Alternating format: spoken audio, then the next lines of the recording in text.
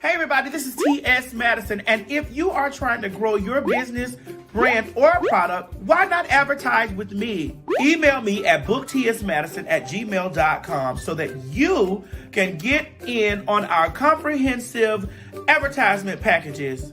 Unique visits, unique subscribers, honey, a broad demographic. Advertise with me today. Quit talking and listen. Get over to my Patreon right now so that you can receive some exclusive content from the TS herself. Who you said? The TS. Patreon is filled with one-on-ones, exclusive content, behind the scenes. You can even chat with me in there. Me and you. It's just me and you. So get to www.patreon.com/TS Madison Hinton, and you'll be glad you did. I promise.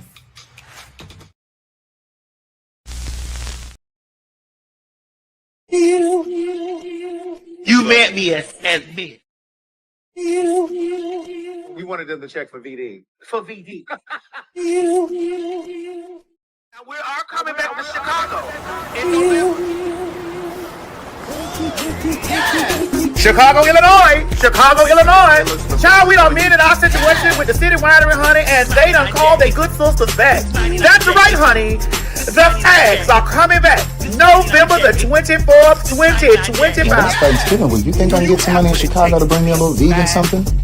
What's up, Chicago? That's right, the Phags are coming back. That's Monday, November 24th. That's Thanksgiving week.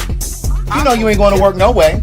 Come on out and chill with the Phags. Get your tickets, www.PhagTawk.com. That's November the 24th, 2025. Get your tickets, get your tickets, get your tickets. Don't meet us there, Chicago. Meet us there.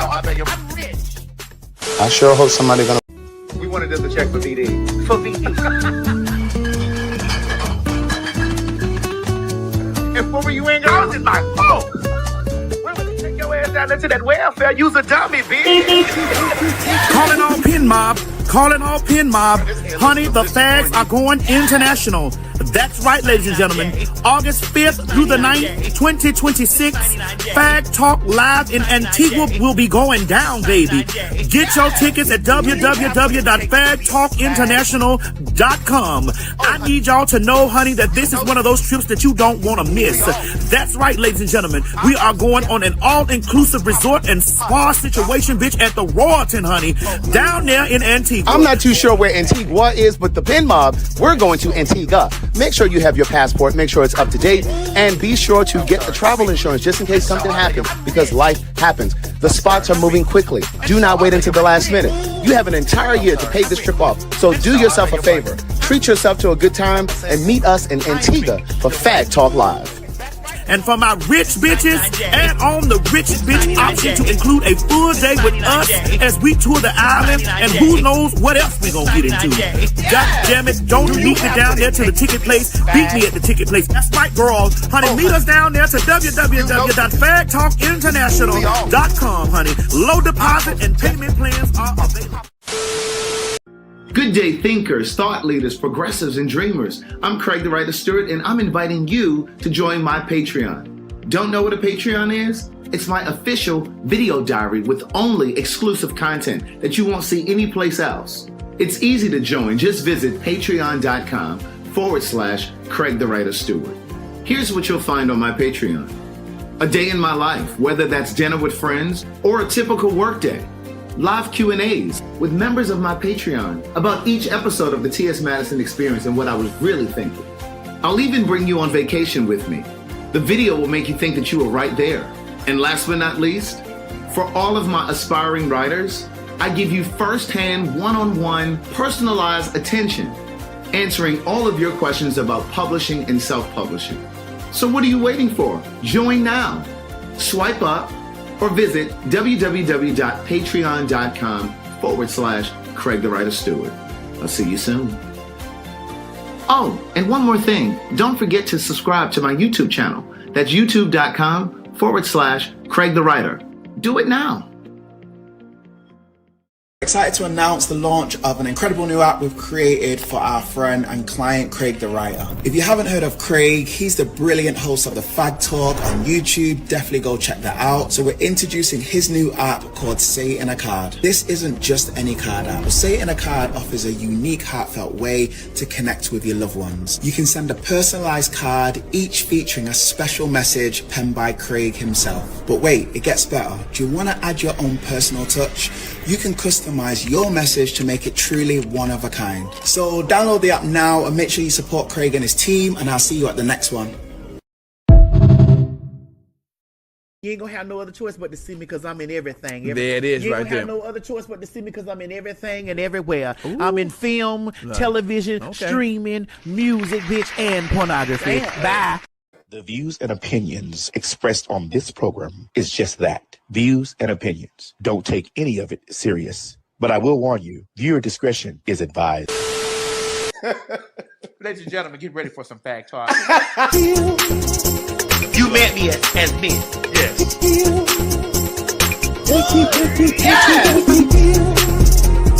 Bro, this hair looks delicious on you. Yes. This 99J. This 99J. This 99J.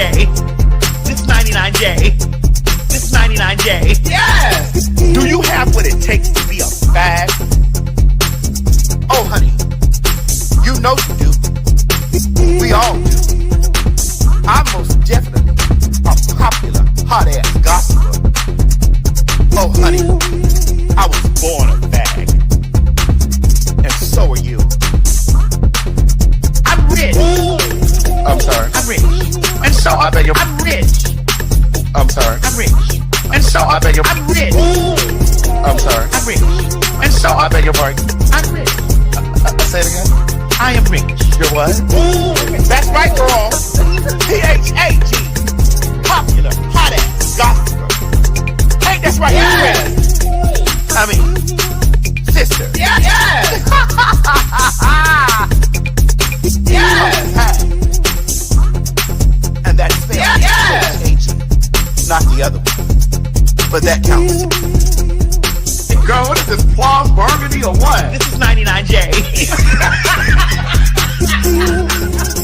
99J. Yes! Thank you.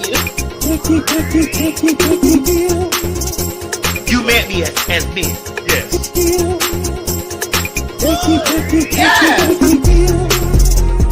Bro, this hair looks delicious on you. Yes. This 99J. This 99J. This 99J. This 99J. This 99J. Yes. Girl, what is this, plum burgundy or what? This is 99J. 99J. Yes! Sexy hair. Thank you. I'm rich. I'm sorry. I'm rich. And so I beg your I'm rich. I'm sorry. I'm rich. And so I beg your I'm rich. I'm sorry. I'm rich. And so I beg your pardon. I'm rich. Say it again. I am rich. You're what?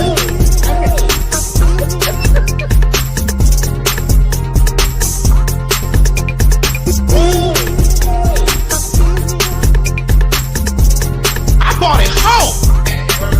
They were in their apartment. They were renting their apartment. Yes. Yes. Yes. Yes.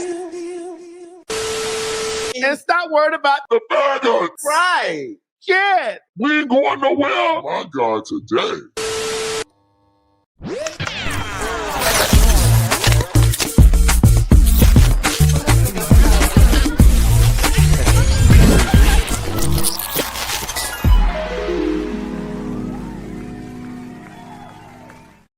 What is this? Girl, I heard the Boys Mine tour in Atlanta was all right. Girl, honey, after Brandy had dehydrated, girl, and go drunk her some water, bitch, she came back like, the boy is mine, the boy is mine, the boy is mine, the boy is mine, the boy is mine. You know, I've been really trying, Craig, and I was not going to do this on the show. But Because we talked yesterday, and we everything that you said you we weren't going to talk about I- tonight. Yeah, but I think I need to ask the question because I've been looking for clips of Monica. And I attempted to do my best to send you clips of Monica, but the people weren't really posting clips of her singing. I scrubbed through TikTok and all of the social networks, and they were just clips of Brandy. But when I tell you that she had that bitch turned when I did see those clips. The couple that I sent. But I think that was because you were biased. And No. I typed in Monica, Boy Is Mine tour, and everything came up with Brandy. And listen, a good girlfriend, as Lonnie B would say, a good girlfriend of mine went to the show. Did you girl, go ahead, girl. What your good girlfriend said, girl? My good girlfriend went to the show here in Atlanta and said that the show was very good. And I'm going to be unbiased. They said that Brandy still shows signs of stage fright. However, she turned it. And when she's saying, put that on everything, the kids went in. And they also said you could tell the Monica fans versus the Brandy fans. Are you snickering? Girl, because I'm like, what? Are you snickering? What? The people had said that you could clearly tell between the Monica fans and the Brandy fans. And what was the clear distinction? Because, they come out together and they sing, they take turns singing. They said when Brandy was singing, the people were standing up. And when Monica's singing, we got to get tickets. We got to. Because I don't want it, because a lot of you girls be trying my girl. And when Monica was singing, they said you could definitely see when the people were sitting down. Girl. You could definitely tell when the people. I said, really? Girl. And this is I was not there, so I don't know this. I'm telling you what a friend of mine said. Girl, because your friend is shady, and that's tired. That's tired. Let me have a little bit. That's tired. I had to clear my throat because I want to. For you, I win. Is that all you know? Give me 2 other songs by Monica. Not including The Boy Is Mine.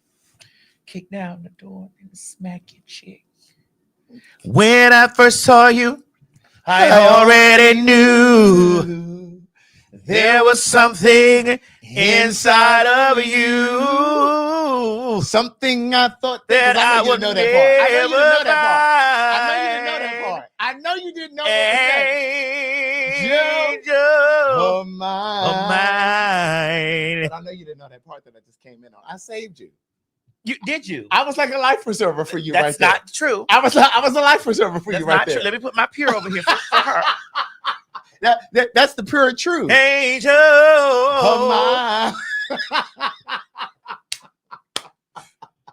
I believe I saved you right there. Can you be honest? Did you know that line right there? Come on, be honest. What was it? What was it? What was the lyric right there? I don't know. Every breath that I take, the love that we made. I only shared it with you. Ooh, when I was on you, I already knew there was something inside of you, something I thought that I would never find. Angel of mine. Do you know why I love you so much? That's Monica's song. It was number 13 on the first album. So for those of you who say that I'm not a Monica fan, it was number 13 on the album. You so much. Baby, it's just one of them days that a girl when I'm angry inside. I don't want to take it out on you. What was it? I don't want to take it out on you. What was that? I don't want to take it out on you. What was the line? I don't want to take it out on you. What was the line again? I don't want to take it out on you. Bitch, she had to break it down, bitch. Yes, she did. Every time the beat dropped. Yes, it did. No, I don't know that one. I don't. I don't know that one. But you what? I'm sorry. I'm sorry. What you saying? We need to come. Mo, can we have 30 seconds, please? I think I heard you say I don't know that either. Mo, we need 30 seconds. I think I heard you say I don't know that either.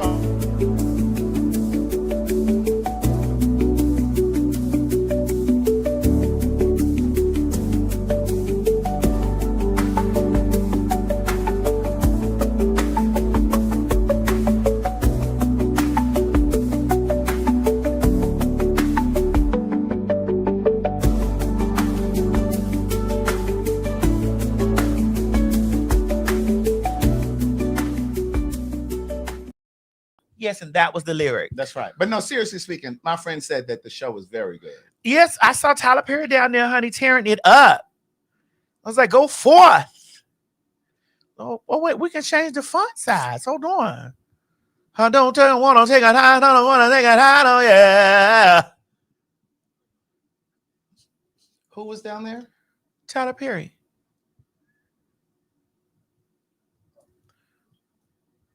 Small, medium.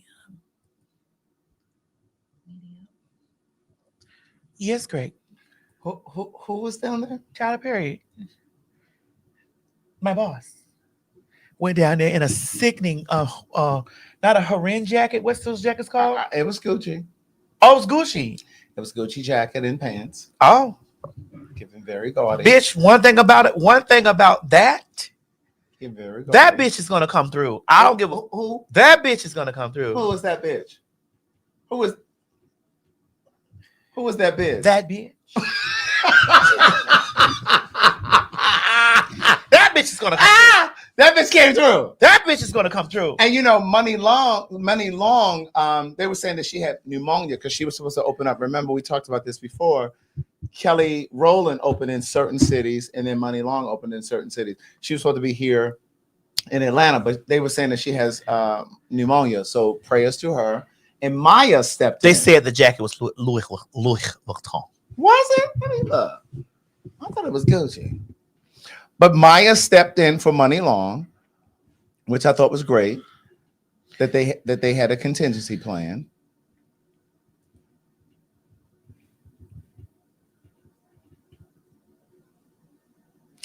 This is Gucci. I know my labels. I don't wear it because I wear black stuff. This is Gucci, bitch. What is that?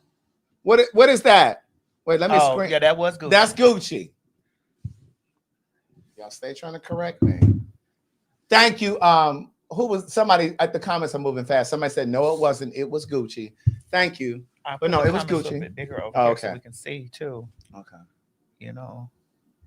But they had Maya step in, and they said Maya did a very good job. Yours, mine's ours. That's Money Long. I can do this for hours. I want to give you. I want you to sing a Maya song. Maya from DC, who was also on Teen Summit. You remember Teen Summit? My love is the shit. No. Yeah. My love is the shit. Was that Maya? Yeah. Maybe it was. It was so long ago. That was definitely Maya. My love is the shit. I don't know the rest of the words. Listen, she has a wonderful career over in Dubai. Really? That lady stays performing. I'm not even gonna hold you. Really? And she still looks good. Because you know she's decentered men. Yes. That's the way you clean up your life. She has now when we say about decentering men, we didn't tell you not to fuck with men. We didn't tell you not to love men. We didn't tell you not to date men. Excuse me, let me be very specific. Black women. We didn't tell you not to date black men. We didn't tell you not to love black men. We didn't tell you not to be in relationships with black men. What we said was decenter men, so that the problem that you have with other women, including trans women, up to and including trans women, because once that's out the center, what else? What else we have going on here? nothing. You're focused on you. Yes. Your greatness is your greatness, honey. It resides within. Yes. Just so we're clear. Your greatness. Ladies, you're great with or without a man. That's right. Ladies, you're great with or without a man. Ladies, you are wonderful. You are exceptionally gifted and beautiful. Ladies, you are the shit with or without a man. Let the people know. Ladies, you are spectacular with or without a man. Ladies, you are glorious with or without a man. Ladies. Hey, ladies.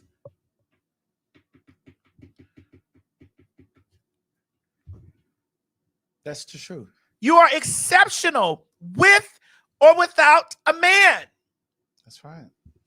And don't fall into that saying, it's better to have a piece of man than having no man at all. Don't you let that be, don't you do that. Because that's a scarcity mindset. Don't you do that. Scarcity. Ladies, don't you do that. And faggies. Because the faggies do it too. Well, they're ladies too. But ladies, ladies, feminine energy. Ooh. Feminine. Ooh. Feminine energy. Oh my God. Feminine.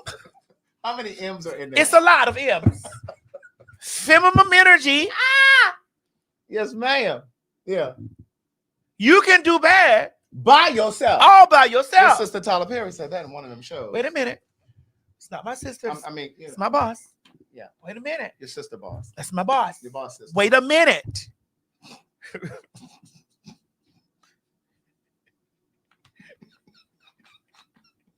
Wait a minute. That's right. That's French for stop. Yes. Yeah. Okay. Yeah. You got to understand. I hear you. I am with you. You can function without a man. That's right. That is right. It does not have to be the center of your life. It does not. It doesn't. It really doesn't. Because you know they want you to cook and clean and wash everything. That's knowing your place.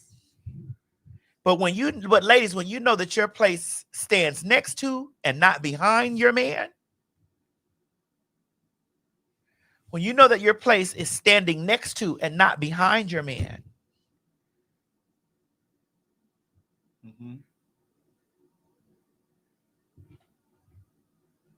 I'm with you. standing next to and not behind. Mm-hmm. And I think the key is, ladies and faggies, is knowing that Feminine. feminine. Yeah. It's partnering with a man who understands that too. It's partnering with a man who doesn't expect you to be Cook and clean and wash everything. Right. To be behind him, who understands the true definition of partnership, equality. Yes. You said something really powerful, and we ain't got to go into it deep, but you said something really powerful when we were talking on the phone yesterday about those text messages that I was reading when you said a lot of men, I'm speaking generally. A lot of men, you said men are all the same in the sense that they will all show you at some point who they are and that they're the same. The difference is some men take longer to develop. Yeah. Some men take longer to develop. They do. And when you said develop, you left it open for, Critical thinking. That's right. Critical thinking. And so for me, I interpreted that as they may not start off as the slick nigga that's trying to scheme and game and do this, that, and the third, but eventually. I mean, listen, again, I'd like to say that human nature, we're going to let one another down a time or two. We're going to disappoint each other. A time or two. Men, women, whatever. Yes. Yeah. A time or two. We are going to. PA says all men are not the same. I see it. Y'all are choosing. They say good men you're rejecting. No, because see, here's the thing. I said to Madison yesterday when I was reading those messages, I said, I don't subscribe to this idea of all men being in the same, because I'm not a guy that would intentionally mislead someone in a relationship, make you think that we're in a relationship when we're really not. Like, I don't do those things. However, I understood the premise of what you were saying, and that is oftentimes men will fail at hiding the representative. Eventually, the representative will come to surface. Well, you can't wear a mask for so long. But for so long. Exactly. So even though it's not my nature to deceive and cheat and lie and but I understood what you meant. I got it. Yes, but and here on this show, we don't bash men. They're just not at the center of the situation. That's right. It's no bashing. That's right.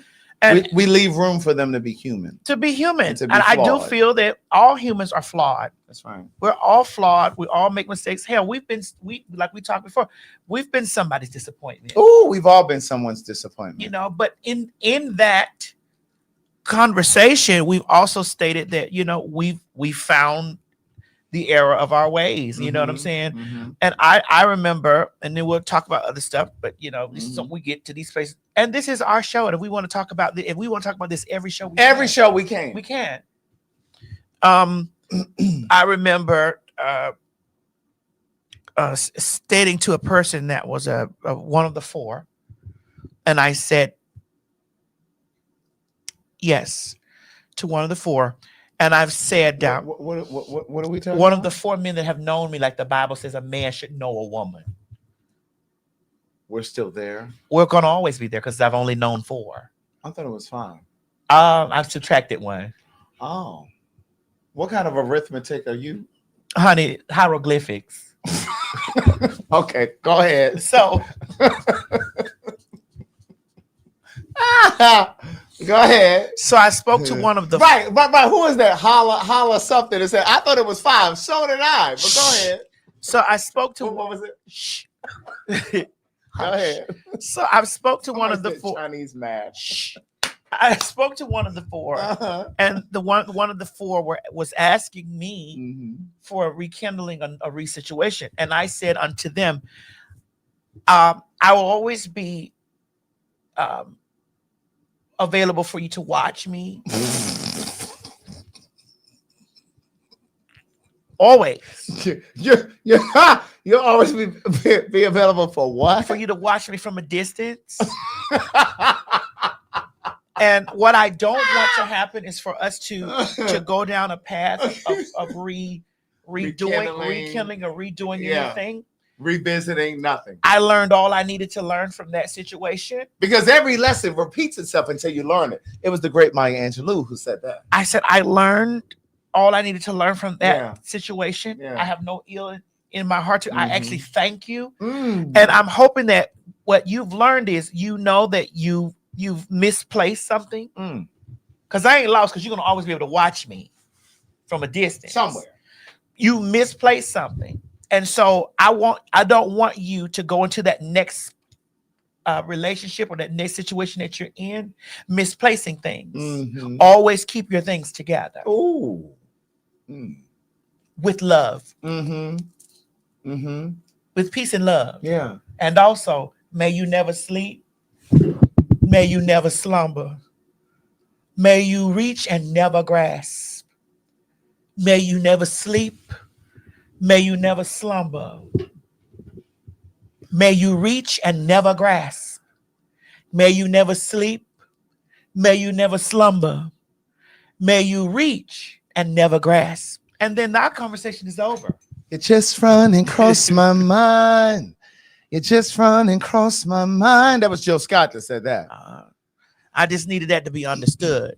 Thank you for that in the comments. But you know, what I would add to that is I am very clear that I can be proud of how I showed up in my last relationship. I don't have any regrets for how I showed up Mm-hmm. because I know that I was good to you. I know that I loved you well. Mm-hmm. You can't necessarily say the same. Correct. And so if anyone has regrets, it would be you and not me. Correct. So again, Because I showed up the first time. may you never sleep. May you never slumber. It's 3. It has to be a trinity. May you never sleep. May you never slumber. May you reach and never grasp. And I go on about my business. That's it. And don't look back. I go about my business. And I mean that from the depths of my soul. Yeah. I believe you. I believe you. Now, speaking of believing me, the people are still believing Trump. It's so unfortunate that the people, because he's about to try to do this shit. like sweeping in as the savior, kind of like he did TikTok. Yes. And a lot of you believed it. And kind of like he did the motherfucking, what was the check he sent? He pretended to send in the pandemic. Stimulus? The stimulus check. He still has a lot of people thinking that he sent them that stimulus check, when the truth is he did not. He actually did not want you to get that stimulus check. He held things up.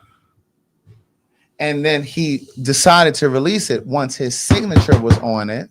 And then many of you believe that it was he who gave you that stimulus check. Similar to, like you said, with TikTok. There was all of this talk and conversation around TikTok and banning it, and because it was a Chinese-owned company, majority-owned company, and they felt like China had too much access to data and blah, blah, blah, blah, blah, blah. Then he comes in at the last minute, the final hour, and saves it. Same thing that's happening right now with the food stamps. Those of you who are food stamp recipients, and there's no shade to this, because, you know, I was getting food stamps just a handful of years ago. Yeah, you told me about that. And if I could still get them, you would. I would too. It's called reparations. I mean, that's the way I motherfucking see it. It's called reparation. Bitch, I would walk into the Whole Foods and that. Can I get that sea bass? No, not that sea bass. I want the next sea bass. Thank you. And also, can I get that ahi tuna steak? I would tear Whole Foods up. And then I would go up to the register. Not the register. Yeah, the register. And what? I'd go up to the register, and because I'd be in there dressed to the nines, they would think that I was coming in with a debit and or credit card. But you was like, honey, let me put my EBT. And I would swipe that card, and they would, and it would give an error message on their end. And I'm like, oh, no. This is EBT. I know what you think. But this is an EBT card, so I need you to go ahead and do that again. You got to understand, those are reparations. That's right. And I feel no shame. So for those of you who are recipients of the food stamps, you better walk in there with your motherfucking head up and be proud. Because if I could still get them today, I would. But I'm not going to jail for no groceries. I don't remember the food stamp situation because I remember the $65 books. Remember the books? The books. Yeah. I remember the books. It looked like paper money. Paper money. It was like the 65. They had the $65 books with a child. Listen, I used to be so ashamed. Really? Well, let's talk about that. Why were you ashamed? Because they always associated food stamps with poverty. True. But let me give you a little history here. And you Go ahead. And you may know this. I do, but I'd like for you to give it to me so that they can receive it. Correct. Food stamps were really set up for white women. I'm going to tap you on your hand. So was DEI. I'm with you when you're right. So was DEI. And the narrative that the people want to send out to the people is that there are more black women and black people who are recipients of DEI or beneficiaries of DEI and beneficiaries of food stamps are black people. Because you've seen these people in Congress and whomever else talking about there are too many black women that are spending food stamps on weaves and eyelashes and wigs. I'm like, so those are dog whistles. Yeah, they always dog whistling. Those are dog whistles because when you think about weave and eyelashes, you don't tip. And not to say that white women don't wear hair extensions because they just call them hair extensions. Hold on, somebody said there's no live on Facebook. Hold on, it's not live on Facebook. Hold on, Mo. I don't know what you've done over here. There we are. He put it on my other page. Oh, okay. T.S. Madison Hinton. Yeah, we made a mistake, Mo. I'm saving changes now. There we go. But a lot of people want to believe this narrative that food stamps were for black women in particular. And the truth is, food stamps were set up for white women. And here's what I know to be true. I was thinking about this today. What white folks, in my opinion, are so very much so aging rapidly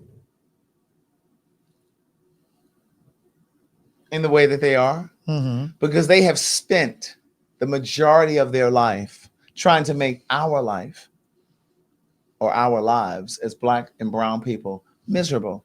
They spent, can you imagine living the majority of your life? The majority of your life trying to make the lives of other people miserable. And like a boomerang, bitch, it comes back and it ages you. You know, of course, we can talk about melanin and all of those things. We can talk about, because those are real things too. But the stress, bitch, that it causes white people to try to make your life, my life, their life miserable, bitch. My life in the sunshine. And they don't need to be in the sun, bitch. The last place they need to be is in the sun. They spend so much time trying to make our lives miserable, bitch. And they're aging like grapes in the sun. Not a raisin in the sun, Lorraine Hansberry. Grapes in the sun. But after all of this panic around food stamps and people not receiving food stamps, the Supreme Court finally did their job this time. You see something? Go ahead, talk about the Supreme Court. The Supreme Court finally stepped up and did their job this time and said that food stamps will be released because there's a reserve. So it doesn't matter if the government has shut down. There's protocol in place so that even in a government shutdown, I know that TSA and Social Security workers and other workers, I have a friend who works for the bankruptcy court. There's certain government workers who will not get their check. But people who are receiving food stamp benefits, their stamps should not and would not be interrupted if it wasn't for the Republicans. Are they saying it's $5 billion? It's between five. What did I say? I said something. I don't know because I'm seeing them saying. Oh, okay, yeah, it's between 5 and 6 billion in reserve. It's between 5 and 6 billion, and so that is in place even if the government shuts down. Well, Craig, that I'm a tax-paying citizen, so we're paying for groceries. So those food stamps that you were getting? Yeah, I understand. Thank you, girl. Thank you, girl.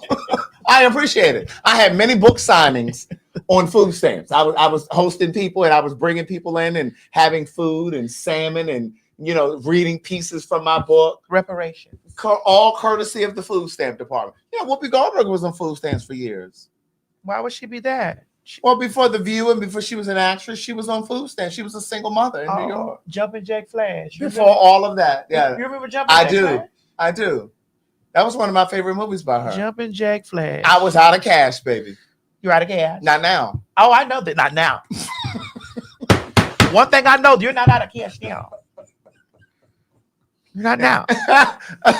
but there is but my point is there was so much panic around it. And I just want you guys to think about the kind of panic and hysteria that this president and this Republican government has put upon the people. Mm-hmm, You know what I'm saying? Like I said, first it was TikTok, and then it was this food stamp thing. And it's just like, why are you making people so anxious? It's like you wake up every day and it's something new. It's something new. And you're like, oh God. Oh Jesus. It's terrible. Then I seen him talking about they're getting ready to wage war in Nigeria. Oh my God, yes. They're talking about raging war in Nigeria. Why? Mo is Christian. Mo's Christian. And of course, under the guise, Trump wants to say that under the guise that they're not, they're not Christian and they're attacking Christian people. I don't understand how he does all this Christian pandering when he said himself that he's not a Christian. And he said he didn't think he was going to heaven. To the Christian heaven. Come on, Sam A. You're on my street. That's all I was going to say. I believe that there's something that maybe it hasn't been revealed to us, but I think that there's a natural resource over there in Nigeria that they're trying to get, that they're trying to obtain. Yeah. You understand what I'm saying? Like, I don't know if it's diamonds, if it's oil, or some sort of precious something, metal or whatever, over there that they want. They said it's vibranium. Okay, but there you have it. It's vibranium from Wakanda. Yeah. Vibranium. I wonder what Jaffe Jaffer is going to do over there in Zamunda. Do you think the Zamundians and the Zamundians and the Wakandians know each other?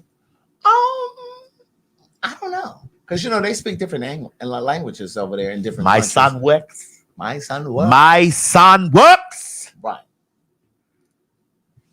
So it's just interesting that they have their eyes set on Nigeria, and I don't think that Nigeria could necessarily contend the U.S. military, but I would hope that they're able to defend themselves. You know what I'm saying? Oh, Jesus. Because the U.S. or white people are just bullies. They're just big old bullies. So you're just gonna go around the world, and this is why I say all of the time, and I will die on this hill.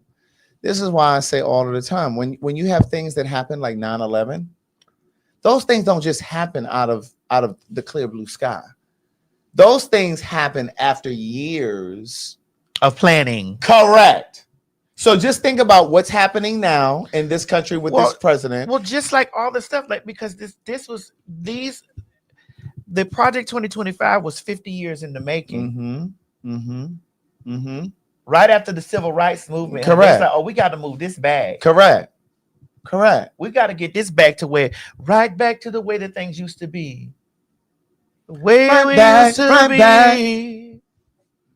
And so my thing is, just imagine the different countries around the world that are watching what's happening. And when we look at, and I don't know if I think we do have, Mo, if you could cue up this video where there was I think he was 16-year-olds. I think he was Hispanic or Latino. He was Hispanic, Latino. I don't know if he was Mexican. I don't know what he was, but he was 16 and he watched ICE pull his mom over and wrestle her down to the ground. And what I'm saying to you is, what happens if there are Hispanic or Latino people watching this stuff happening in the world right now? And then 5-10 years from now, they forge some sort of an attack against the United States as retaliation.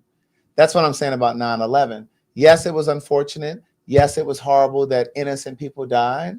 But a lot of that stuff happens as retaliation for some previous crime that this country has committed around the world. Yeah, because didn't they say that the children was going to get us? They just sit and cut. They wait in the cut. Yeah, they sitting there watching.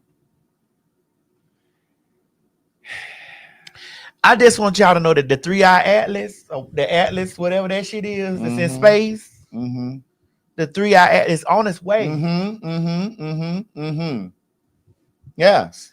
I just want y'all to know that because that spaceship. Yes. You are my starship. Yeah. That bitch is on its way. Yeah. That's right.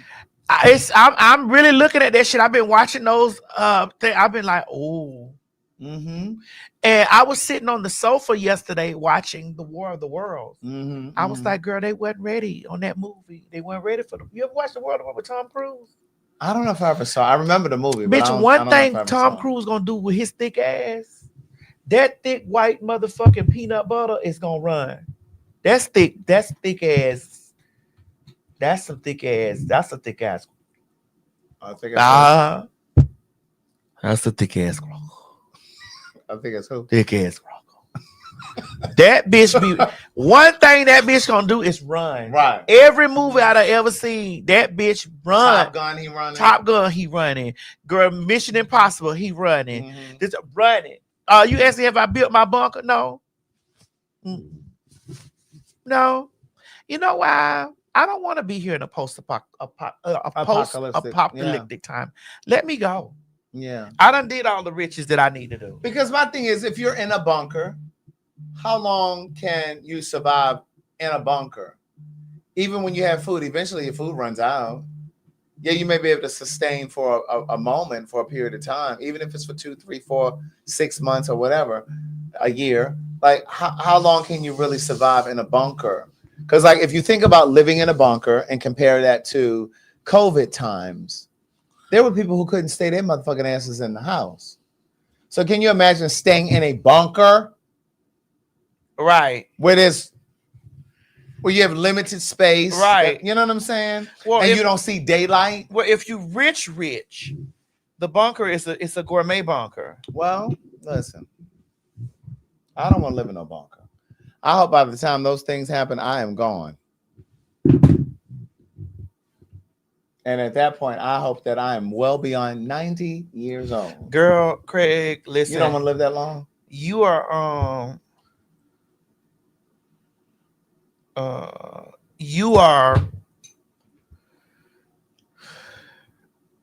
you're saying this as if the imminent future is not our present. And you're saying like you're 90, Craig, you're not even 50. Right. That's 40 years from now. Girl, we don't have another 40 years, Craig. Wait. What you mean by that? I'm talking about this country. Oh. Well, this country don't got another 40 years, girl. Well, I could leave. Yeah, but this country don't got another 40 years. Not like this. Not this way. Not like this. And when the orange potato kills over, they're already setting up JD Vance and Charlie Kirk wife to be.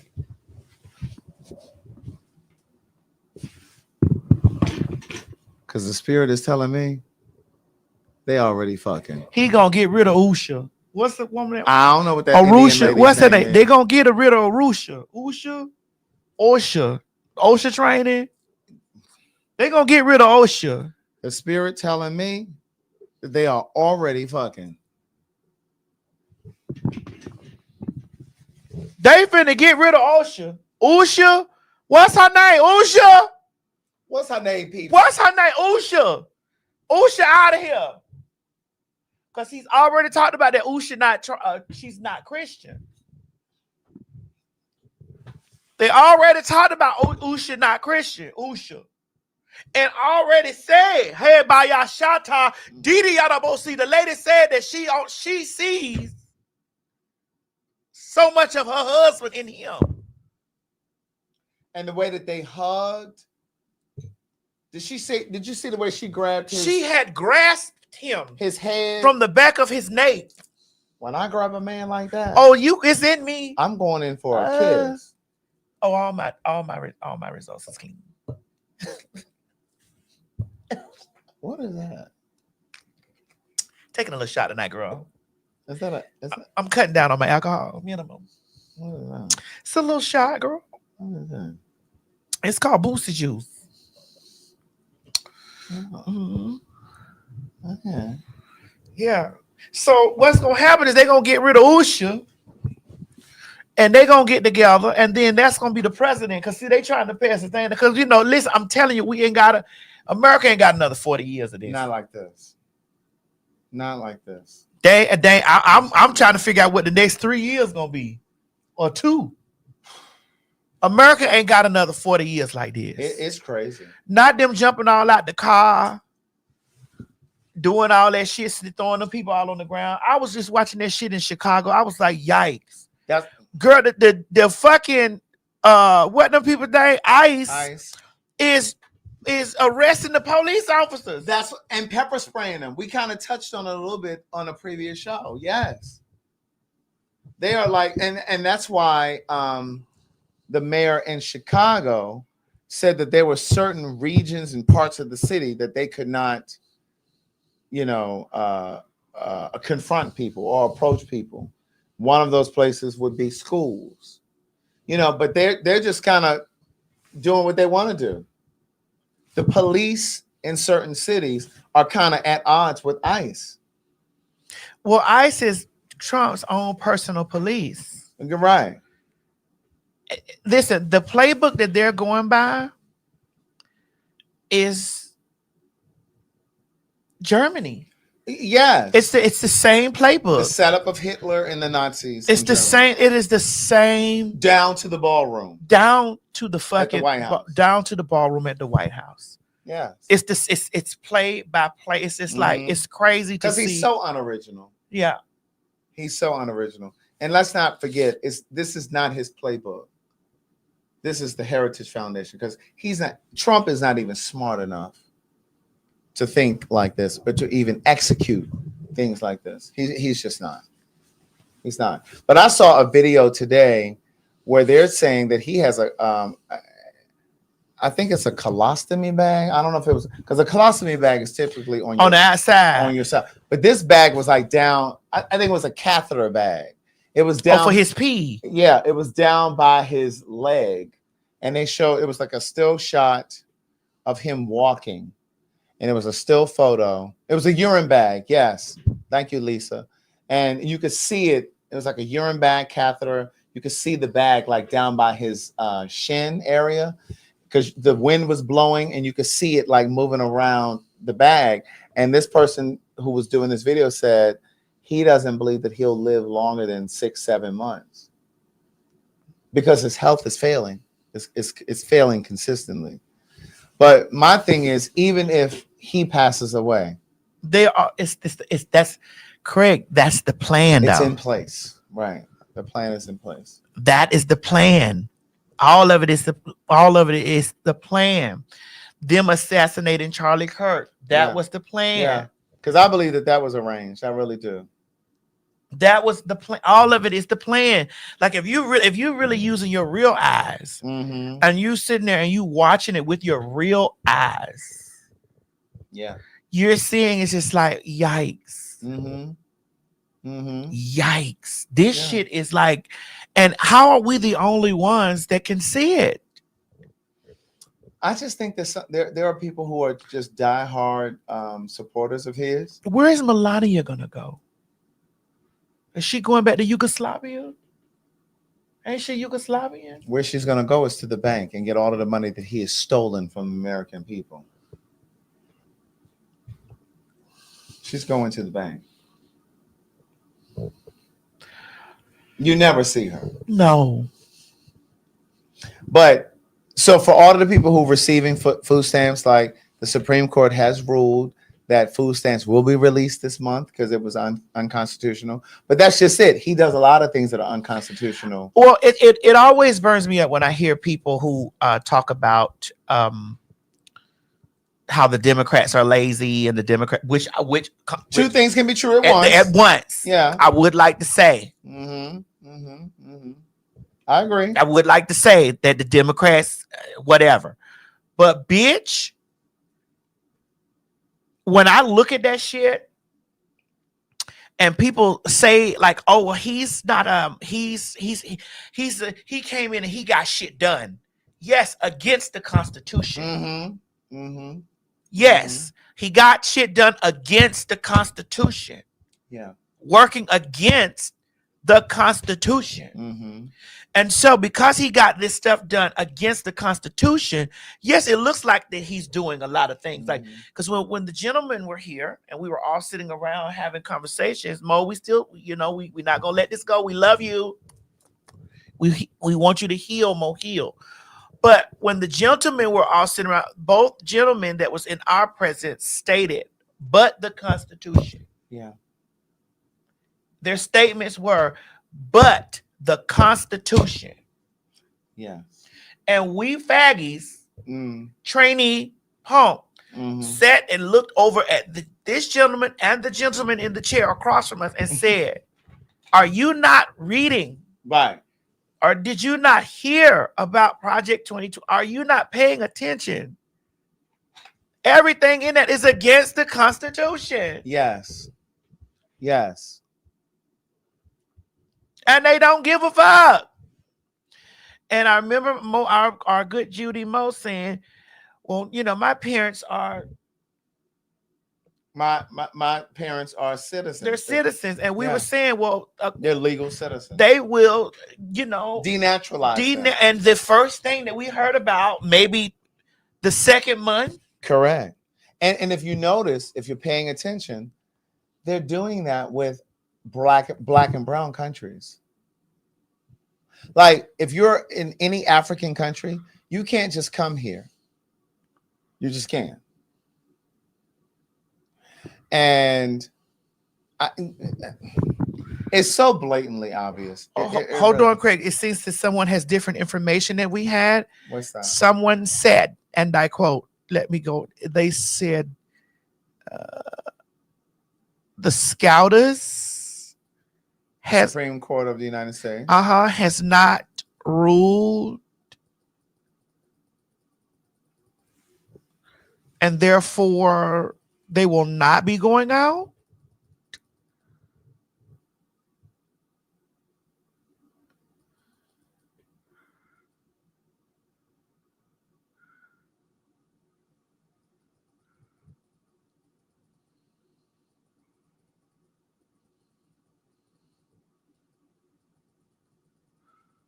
I don't know. I'm shocked. Like the comments are flying in so fast. Thank you, Kiki Denise. I see you. Thank you.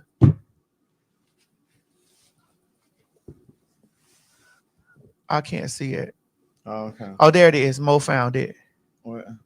Supreme Court has not ruled on this. Only 2 federal judges. Well, all of the reports that I saw said that the food stamps would be issued because, and maybe that information is not current and up to date. But what I've seen was, yes, Dina, somebody just said it down here. She said they have ruled. That's the information the last information that I saw. Oh, they're saying, yes, it's going out Wednesday. It's going out. Yes, they have ruled that it is going through. But either way, the point here is he's created so much panic in people. Like, can you imagine if you are a person who rely? And here's the thing that we need to talk about. Just because a person is on food stamps does not mean that they're lazy and they are at home and not working. There are a lot of people who work. Listen, who are receiving food stamps. I was talking to Jaya yesterday or today, actually, and I said, Jaya, you're 32 years old. I remember when gas was $5. Remember we could take $5 and fill up. Bitch, I remember when I was in Hampton, bitch. Supreme gas was 99 cents a gallon. 99 fucking cents. I would take $5. I had that Cutlass Supreme I had, bitch. Mm-hmm. I would take $5. Right. I remember when a bag of weed was $5. And you don't even smoke weed. But I remember when it was $5. Right. Because that was my motherfucking goddamn, that was my turning point. Yeah. Y'all know what the weed is? Oh, y'all got some weed? That's what you said? Y'all know where the weed at? Huh? What would you say? Y'all got the weed? So you were like posing like you wanted some weed? Boy, what the weed? You met me as me. You wanted them to check for VD. For VD. Now we are coming back to Chicago. Chicago, Illinois. Child, we done mended our situation with the city winery, honey, and they done called their good sisters back. That's right, honey. The Phags are coming back November the 24th, 2025. Yeah, it's Thanksgiving week. You think I can get somebody in Chicago to bring me a little vegan something? What's up, Chicago? That's right, the Phags are coming back. That's Monday, November 24th. That's Thanksgiving week. You know you ain't going to work no way. Come on out and chill with the Phags. Get your tickets, www.PhagTawk.com. That's November the 24th, 2025. Get your tickets. Don't meet us there, Chicago. Beat us there. I sure hope somebody's going to bring me a plate. Mo, run the other commercial. What? We need the girls. Okay, before you run that, Mo, right? Let's just take a moment. So I want you guys to understand this, right? We are going to party to the end. We're going to party. We're going to have a good time. We're going to shop. We're going to do our thing. We're going to do this to the end. I mean that because we don't never know when something could turn around. But we're going to party to the end. And so if you're going to go with us to Antigua, because Allegra told me to tell y'all this. If you're going with us to Antigua, sis, listen. Y'all got to get a room. We can't give y'all all single rooms now. It's just not happening. The singles are gone. You don't have to email us. You don't have to message on the Facebook page, the international Facebook page. There are no more singles. We cannot open any more singles. Our hands are tied. The venue, the property rather, they have a maximum of how many people can get singles. We've already reached that. Yes, we've reached that. So please come with your friend. Bring a friend. Yes. Y'all come on out. Y'all, you know what I'm saying? Y'all come on out. Bring your friend. Like, listen, we don't know when we're going to have these times to do this shit no more. And like I said to a friend of mine today, all you have left of this life is all you have left. In this life. That's all you have left. And that's it. So if you got 10 more years in your life, 15, 20, 30, whatever, that's all you got left. So you need to live your life. And I'm not saying be reckless. Don't be reckless. But you got to live and wear a condom if you're not on PrEP or DoxyPep. Take your Pure. Sign up for Pay for Your Say to make the money you need to do all of the things. Please and thank you. And I got 2 studies coming up with Pay for Your Say. You do? Bitch, I got one for $600. Oh. At the new house.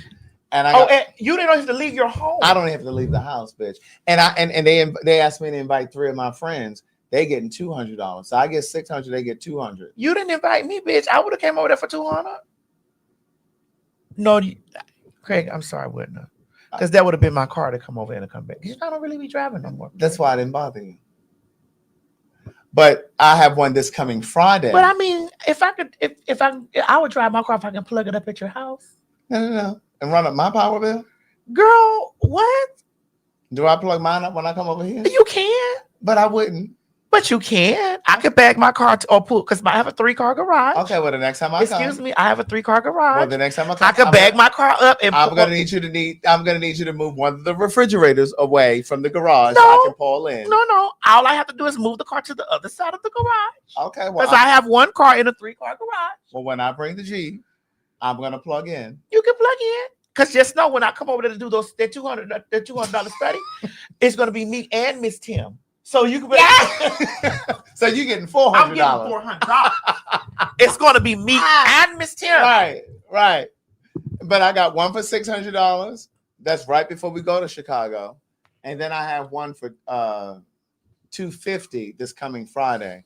It's on cars. Like they sent like a list of different cars. And if your car was one of the ones that they were looking for, they paid you $250. So that one is this coming Friday. Is this for the BMW? No, this is for the Jeep. Oh, yeah. Because I have a BMW. Yeah, they had BMWs on it. Oh, well, you should have picked it because but it wasn't any of the ones that we have. Right. But what were they, Craig? Let me look. Were they the 3 Series? I can't remember. Let me look. Was it the 3? I can't remember.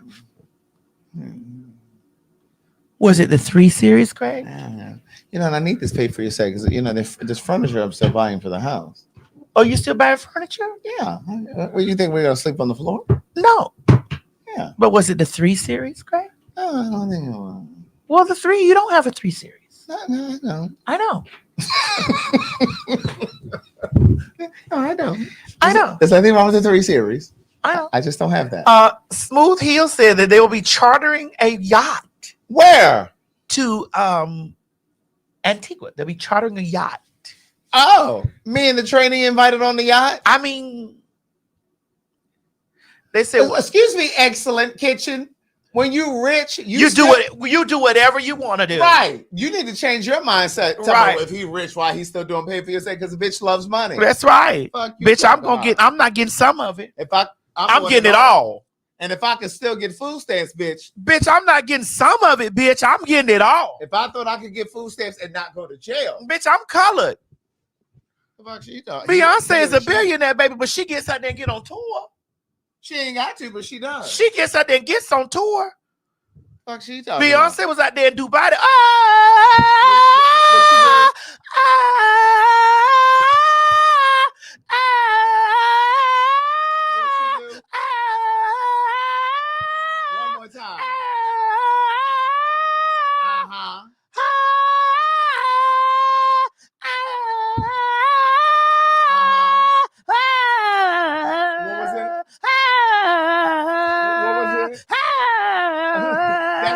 Bitch, she went out there and got that 30 million or whatever. She went Whatever it she was. went out there and got that. And then went on tour. That's right. You need to change your mindset. Tell me why is he going to pay for this? Are you crazy? Are you crazy? Bitch, I'm not getting some of it, bitch. I'm getting it all. As a matter of fact, let's put that money Spray us, up there. bitch. I'm a money magnet. I don't chase money, I attract it. I'm a success magnet. I don't chase success, I attract it. I'm a wealth magnet. I don't chase wealth, I attract it.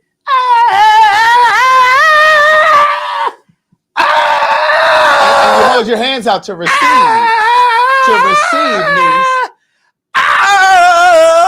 Bitch, I welcome it. you have lost your mind. And I blew my cinnamon in the house yesterday. They say work the deflection. That's right. I blew my cinnamon. And I blew mine in the house as well. That's right. You better ask Yes, somebody. ma'am, honey. And I took me a nice bath. I submerged. I had my Florida water. But that's right. I'll give you the rest. I didn't tell you what else. Yeah. I'll give you, Yeah. girl. Shit. Somebody said not me holding my hands out too. That's right. Hold your Correct, hands bitch. out. I'm never too good. That's right. I'm never too good together. Shit.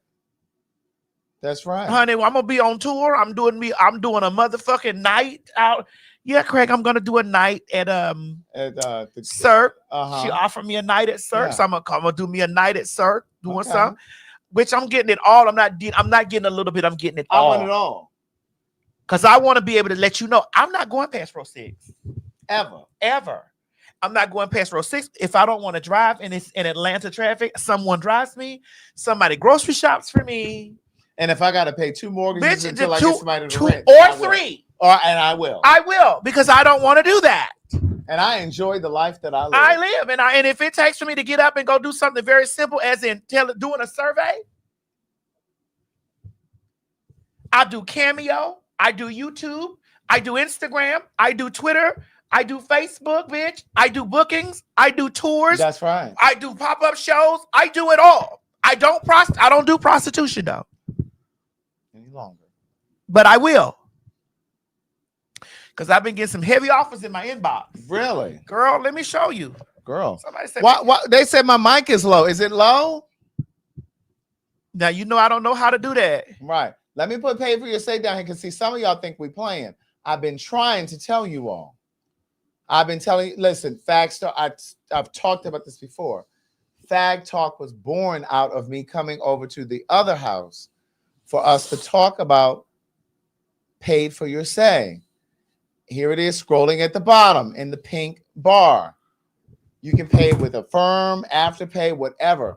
You better, thank you, Unc, least favorite. You better go over there to pay for your say and get you signed up. Listen, you can't be too good to get it. No, you cannot. But again, I want to tell you, prostitution, yeah. Let me see. Girl, I've been getting offers like, I want to suck your dick for $2,500. I was like, hey, email me. Go to see what a friend. Email. Girl, because you know we'll lay right next to each other. Right. I will whatever, and we'll kiss. Right. Yeah, we can kiss. Yeah, we can kiss. We'll kiss. No, girl, I'll peck you on the lip. I need a little tongue. Oh, okay, well, girl, that'll be $5,000 for me. 25, well, $1,500 for you. I like the kiss. Name it. That's right. Come on, Lord. That's right. Claim it. Uh-huh. It's yours. Come on, Craig. It's yours.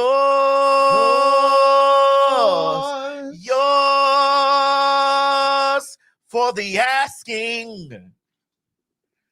Bitch, I don't have an impoverished mindset anymore. Mm-mm. I had an impoverished mindset before, No, saying man. that I can't, like, damn, this is hard. I can't get this. I can't. Nah, I don't say that kind of shit no more. Because that's a mentality. That's I had to shift my thinking, Yeah. shift my thought. Bitch, I am rich. That's it. I remember my stylist that was trying to get me together for a thing, and I was trying to cut corners with her. My stylist was like, bitch, listen, you got to look like where you're going. I said, hey, hold on. That'll make you move. Oh, That will make you move. That's it. now they didn't tell me to be no fool. Yeah. That's right. Don't be no fool. Right. But bitch, if you got to look like where you're going. That's right. Because I don't know where the Braxton's going. Oh,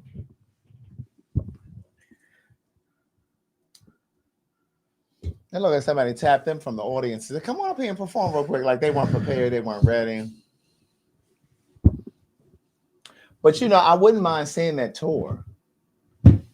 Tony, Boys to Men, New Edition. Would you be interested in seeing that? what happened? I was asking you about the tour.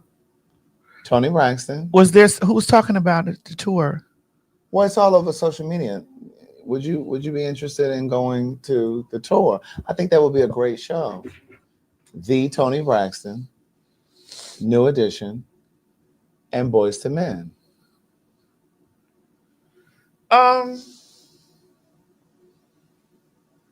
You wouldn't want to see it? Oh, okay. I don't know, Craig. It's just we belong together.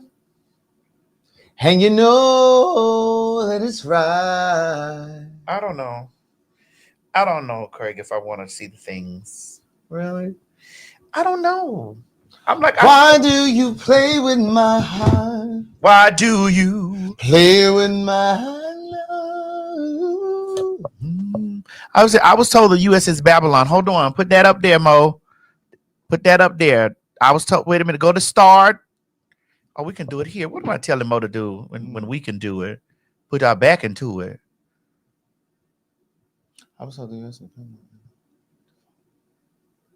Well, historically, if you look at great nations, they always come to a place where they have power for so long, and then we talked about this. The Romans. We were saying, if I'm recalling correctly, we were saying that every nation exists for about 250 years. Correct me if I'm wrong, because I know you will. But around that 250-year mark, nations are overturned. And the U.S. has existed for about, as a democracy, has existed for about 250 years. It has? Yeah. And so... as a democracy? Yes. Oh. So they're saying that it's around this time that it's getting ready to crumble. Turns, yeah. Oh, that's unfortunate that we living in these times. And listen, I think that they should do these things like they were doing back in France. When they went over there and they got them Marie Antoinette and that Louis, the whatever his, which, they got them children together, decapitated them. When they got them, they got their children.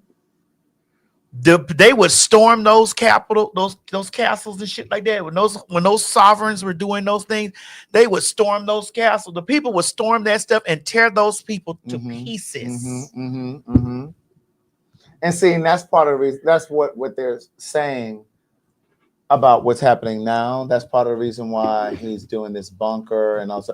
And that's the thing. I'm glad you brought that up, because the last time that we were here, the piece that I forgot to mention when I was talking about the bunker and the ballroom and all that other stuff, what they were saying, what some are saying is part of the reason that they're building that is in the event that the people siege the White House, he will have a place to run. When we were here the last time, I only spoke about nuclear attacks, and he would have a place to run.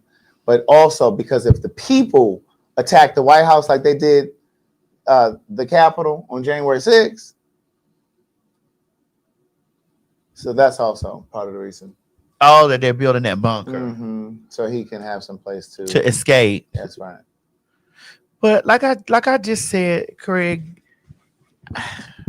they're asking me about a bomb shelter and all that. I've did the time.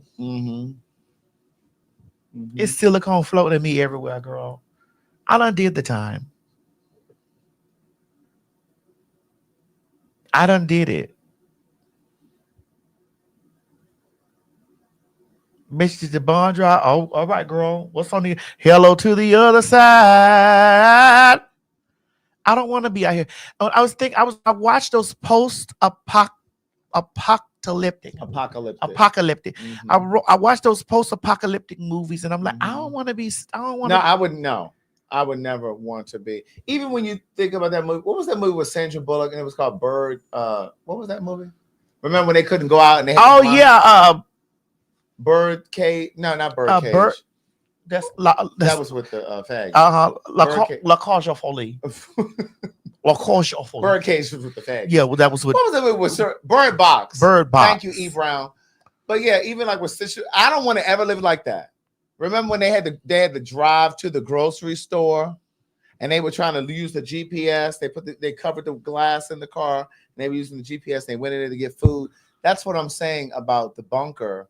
When we were talking about this a moment ago, I don't want to ever have to live in a situation like that where you got 6 months of groceries. And then what happened? You sit there and starve to death. Who wants to exist like that? Girl, I was watching The Mist and how they were stuck in that grocery store. Yeah. And I'm like, girl, and them goddamn creatures and shit walking around outside. What y'all waiting on in the grocery store? Right. Now, that is the place to be trapped at. It is. It's no tea and no shade. That is the place to be trapped at. In public? Oh. Kroger, no. It'll never be done on the show. Aldi's, no.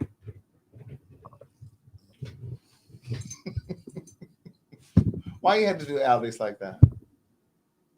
First of all, in a grocery store, a lot of the shit is gonna be frozen. What you gonna do with the frozen shit? Bitch, they got no cookers in there. But then you act like you're gonna be the only one in the grocery store. What if it's you and 300? Girl, I'm going. Listen, you let me get trapped up in the grocery store. I'm going to stuff meats in my bag. They ain't gonna be trying to fund me to get no meat. You know, when you said that, it made me think of. They're talking about that you need to be in Costco. Now that's where I want to be. You want to be trapped in Costco? In Costco. They have an abundance of things. But see, it would always be a bitch. It'll be you vegan hoes in there that eat the meat first. I sure would.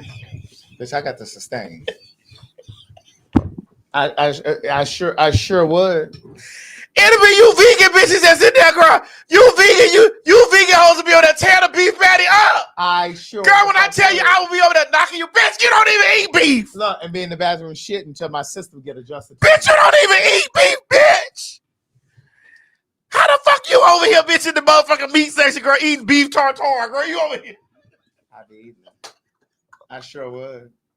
But the thing is, there would be people. There would be people who.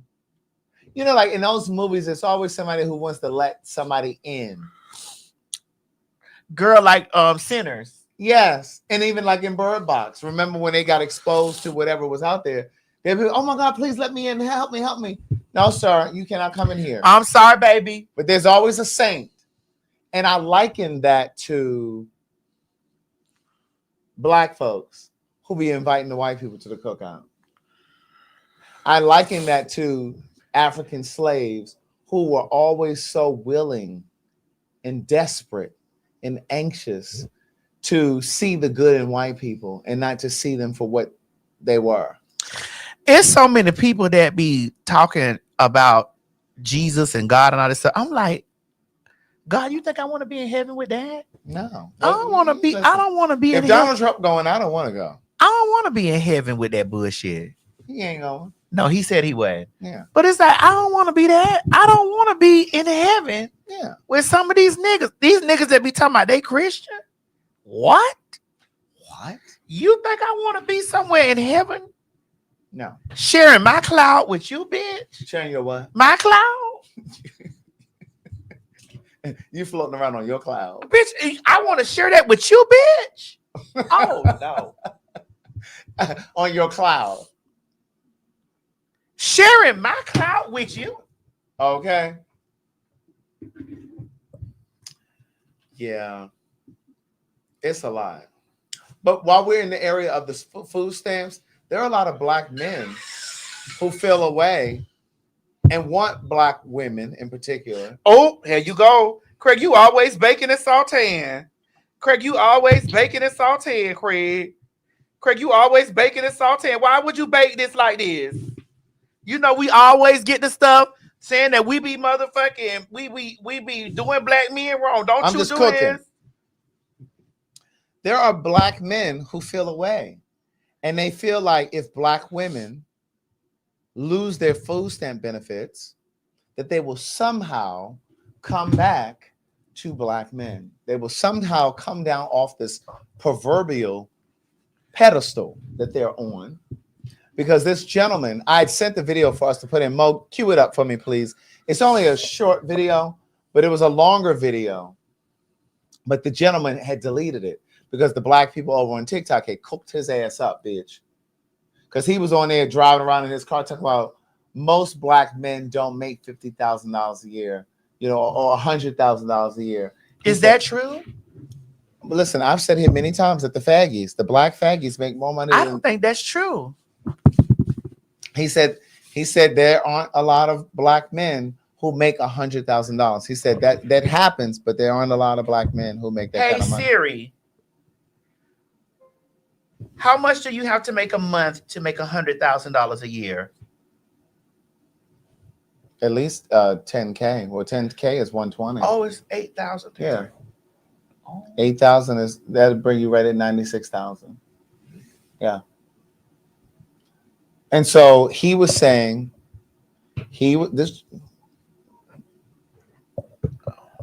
order to make 100,000, you need to make 8,300 a month. So my mortgage.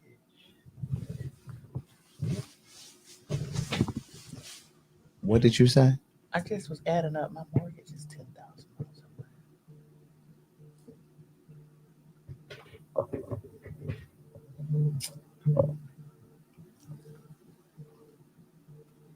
Hello?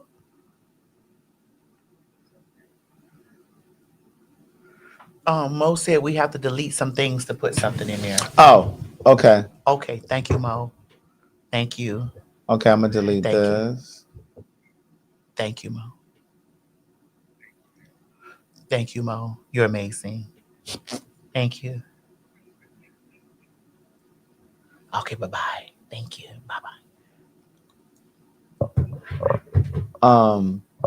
So this gentleman, okay, so I want to let me find something that we can do. I don't know if you can add it now, Mo. I deleted a photo. I don't know if I need to delete a picture. It's a video. It's a video. Okay.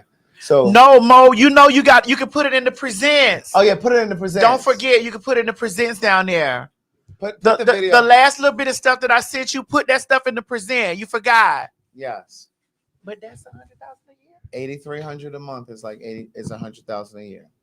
Because 8,000 a month, 12 months in a year, that's 96,000. So what this gentleman was saying in this video,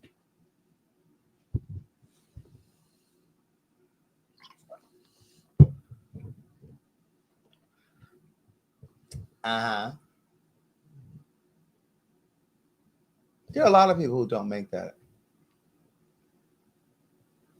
And that's okay. It is. Thank you, Lord.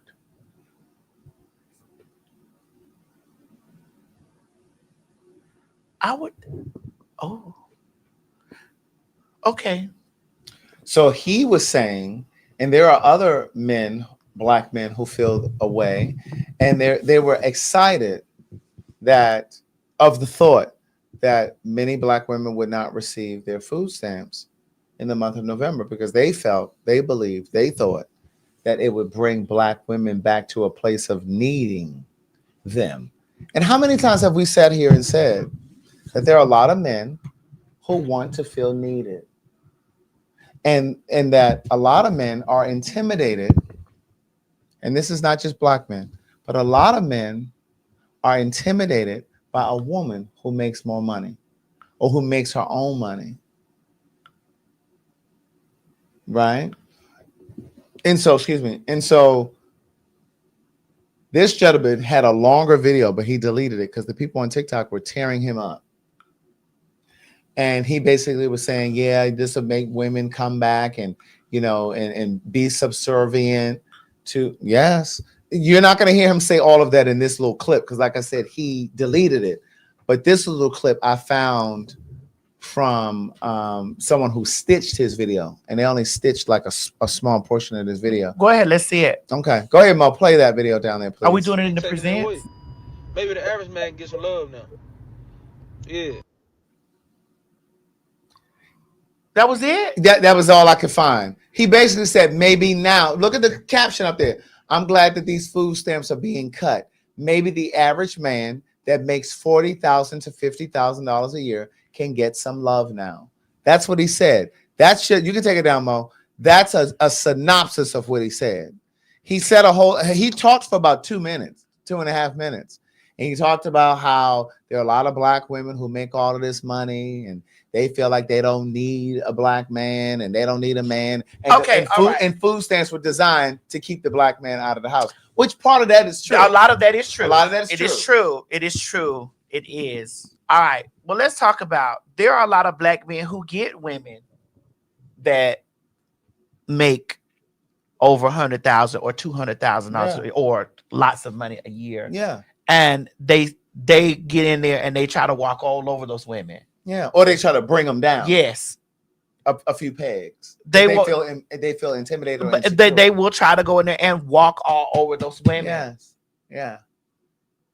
Fucking up her esteem. Her credit score. Fucking her esteem up. Her car. She catching him with bitches, with broke ass hoes like him. With broke, tired ass bitches like him.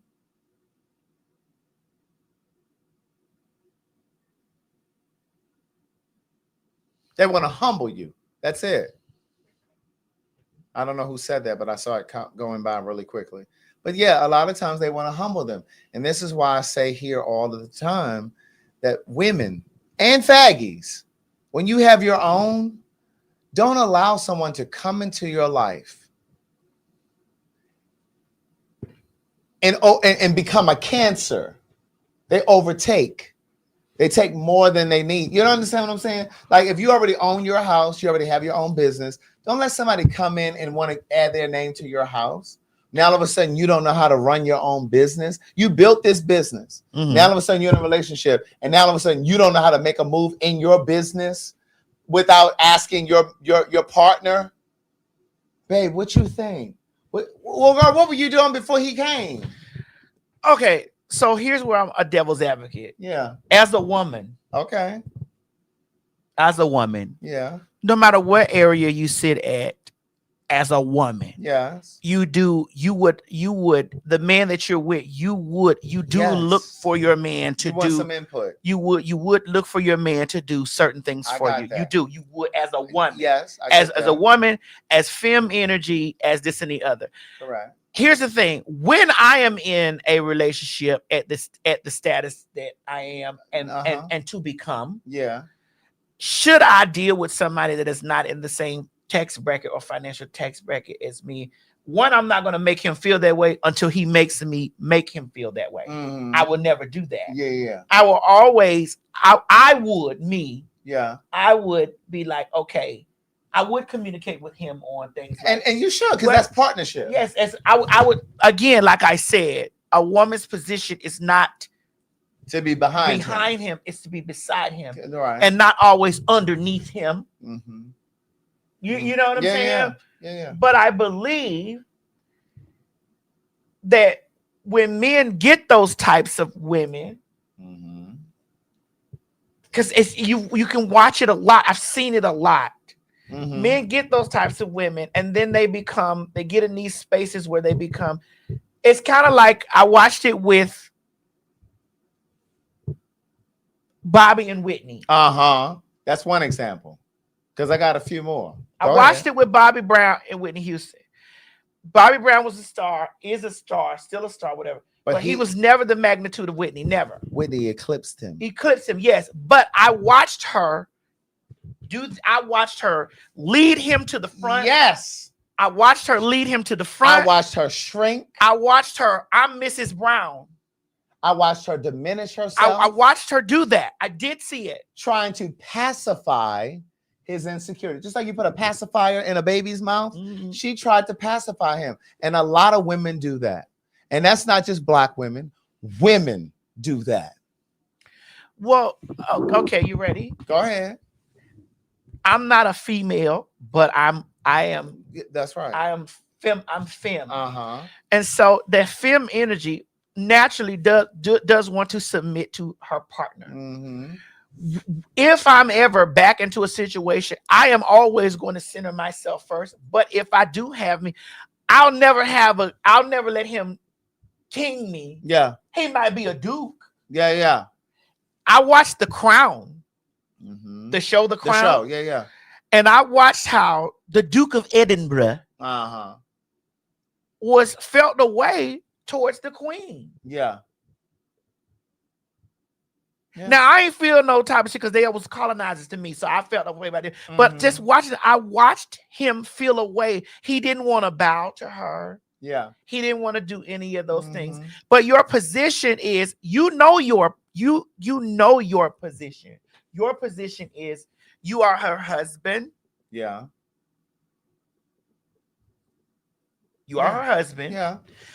She does ask you for input, but and I remember when, Craig, this is gonna make me go watch the Crown. I remember when her father died. Yeah. When her daddy died, King George, when her dad died, the Duke of Edinburgh. When he wanted to walk beside her, and the country said, "Sweetheart, this is the queen. You are her husband." Correct. Her father died. You got to walk 10 spaces back. Yeah. Because this is the sovereign. Yes. I watched him wrestle with that. And that's a very dramatic example of it, because most people are not a part of aristocracy. Right? Yeah. But that's a very good example. But that same example happens in everyday life. Yes. A woman who has her own business, a woman who has her life together, a woman who is degreed, a woman who has her house, a woman who does not have children, all of those things. And then she welcomes a man in her life. She may not be a queen in the aristocracy sense, but she has her shit together. And then she welcomes a man in, and he doesn't know what to do with her. She is like kryptonite to him. Well, he doesn't know what to do with her because of the way patriarchy explains, and the way this society works, and explains to men that you are the head of household. That's right. You are the head of household. Your person is supposed to be subservient. Again, like the pick me girl. Yeah. On that podcast that day, knowing your place. Without realizing that feminism and the feminist movement is the reason why she can sit amongst men. It's about equality. Yeah, exactly. And so my thing was, watching The Crown, I was like, oh my God. Like, I really watched it. I watched it, and then I watched it and I said, as a woman, you want to king your husband. Yeah. You want to king your husband. Go ahead. You want to king your husband, but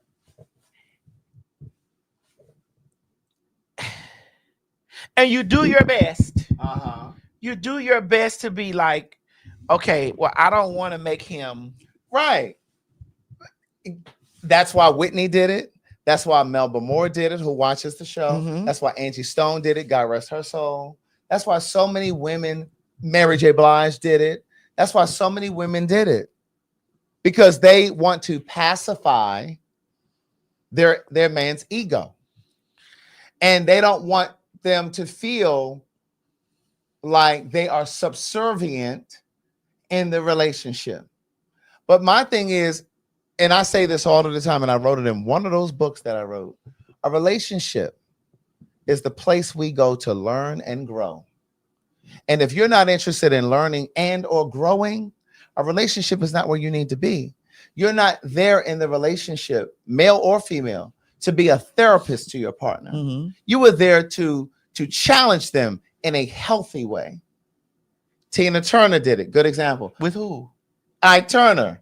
Remember when Phil Spector came and wanted her to do "When I Was a Little Girl"? He said, "Yeah." Phil Spector want to do a song, Ike and Tina. He said, "No." It's just Tina. It's just Tina. And he couldn't handle that.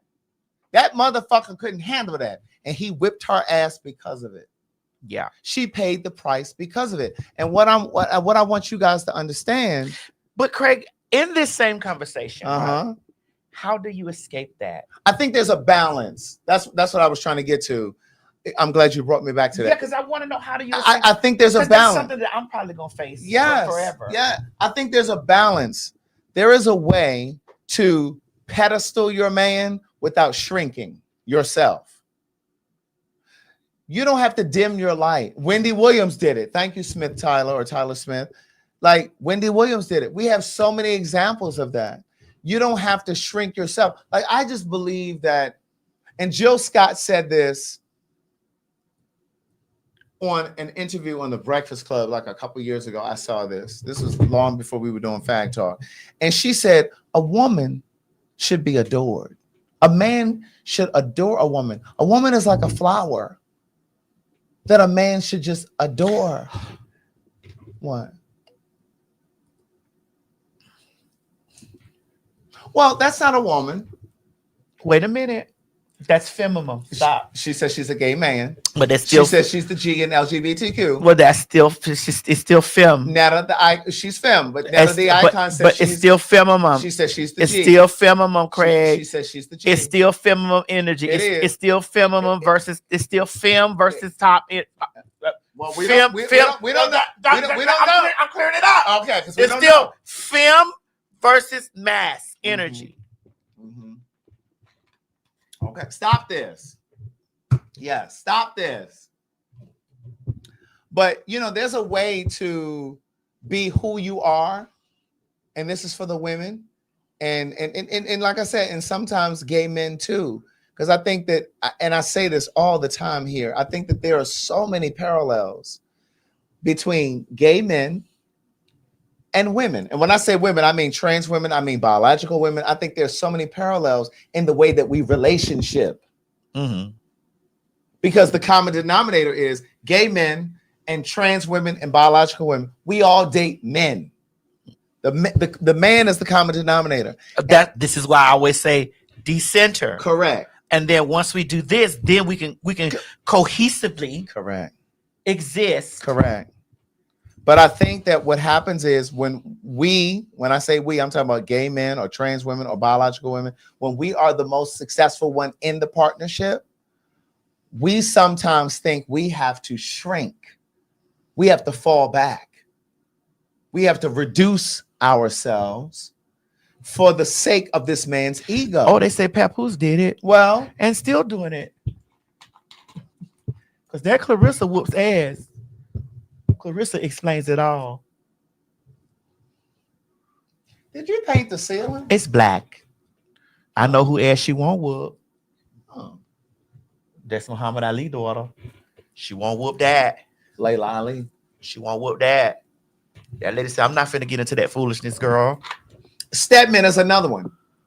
I think it takes a really evolved man. I really do. I think it takes a really evolved man to be in partnership with a powerhouse partner. Yeah. I think so. Yeah. You understand? I think it takes a really evolved man to be in a powerhouse relationship with an evolved partner. With a powerhouse partner, whether it's a trans woman, a biological woman, a gay man. Because you have to be able to understand that your relationship is separate and independent of that person's career. I shouldn't have to explain to you, babe, they only want me in this picture. And that's just when you talk about celebrity. But it happens also in everyday life with people who are powerhouses who are not celebrities. What's that?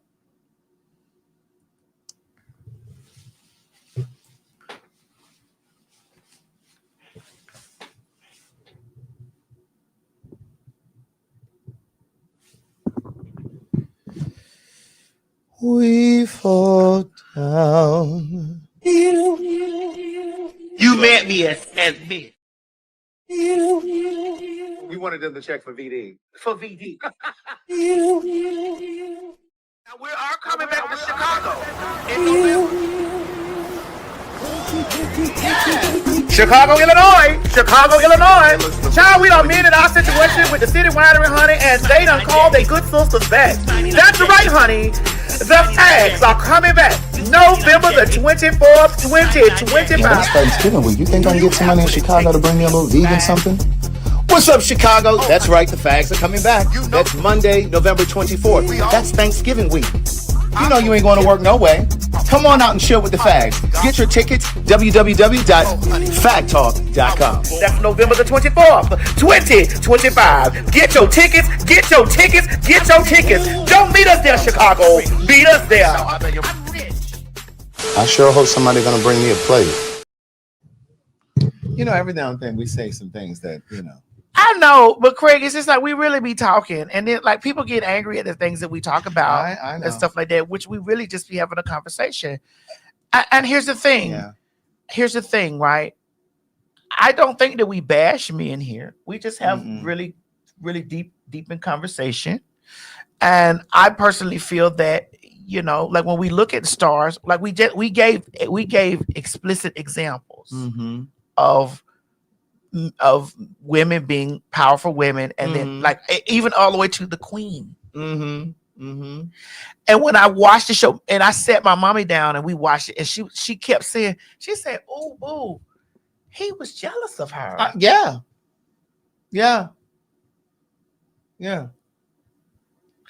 When Whitney sat down with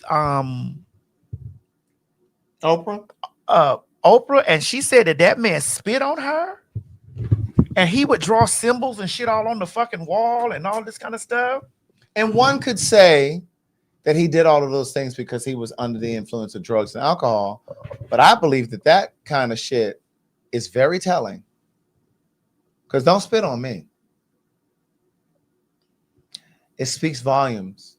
Bobby spit on Whitney, and you know, she talked about that on that interview. That was the last interview that she ever did with Oprah Winfrey, and she talked about that.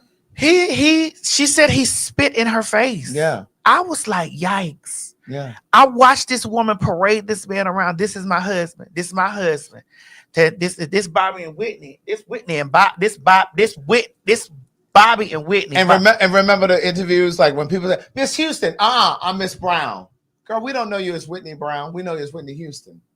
He needs to take a back seat and understand that you are now on a red carpet and you're in front of the world. He needs to understand that.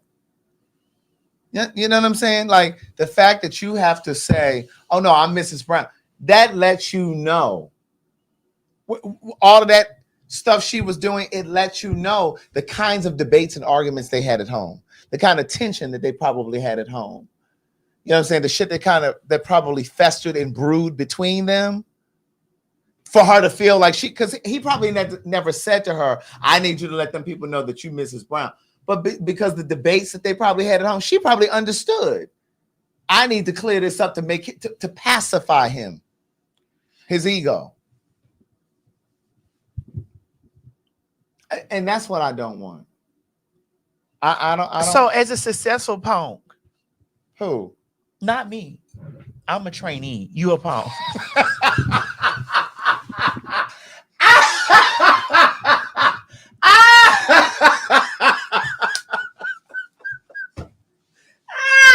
Oh God! As a successful punk,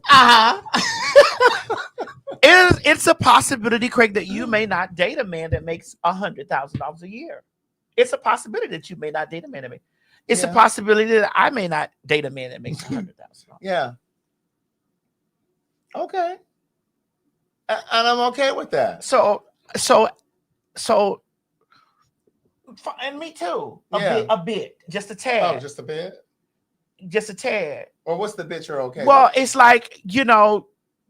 Mm-hmm. No, you have to know. You have to know. I'll never make a gentleman feel out of place until he makes me do that. Yeah. Until he start raising his motherfucking voice or doing the things. But then a lot of those gentlemen do that stuff subliminally. Like they will start fucking off on you with bitches in their bracket or bitches that are beneath them.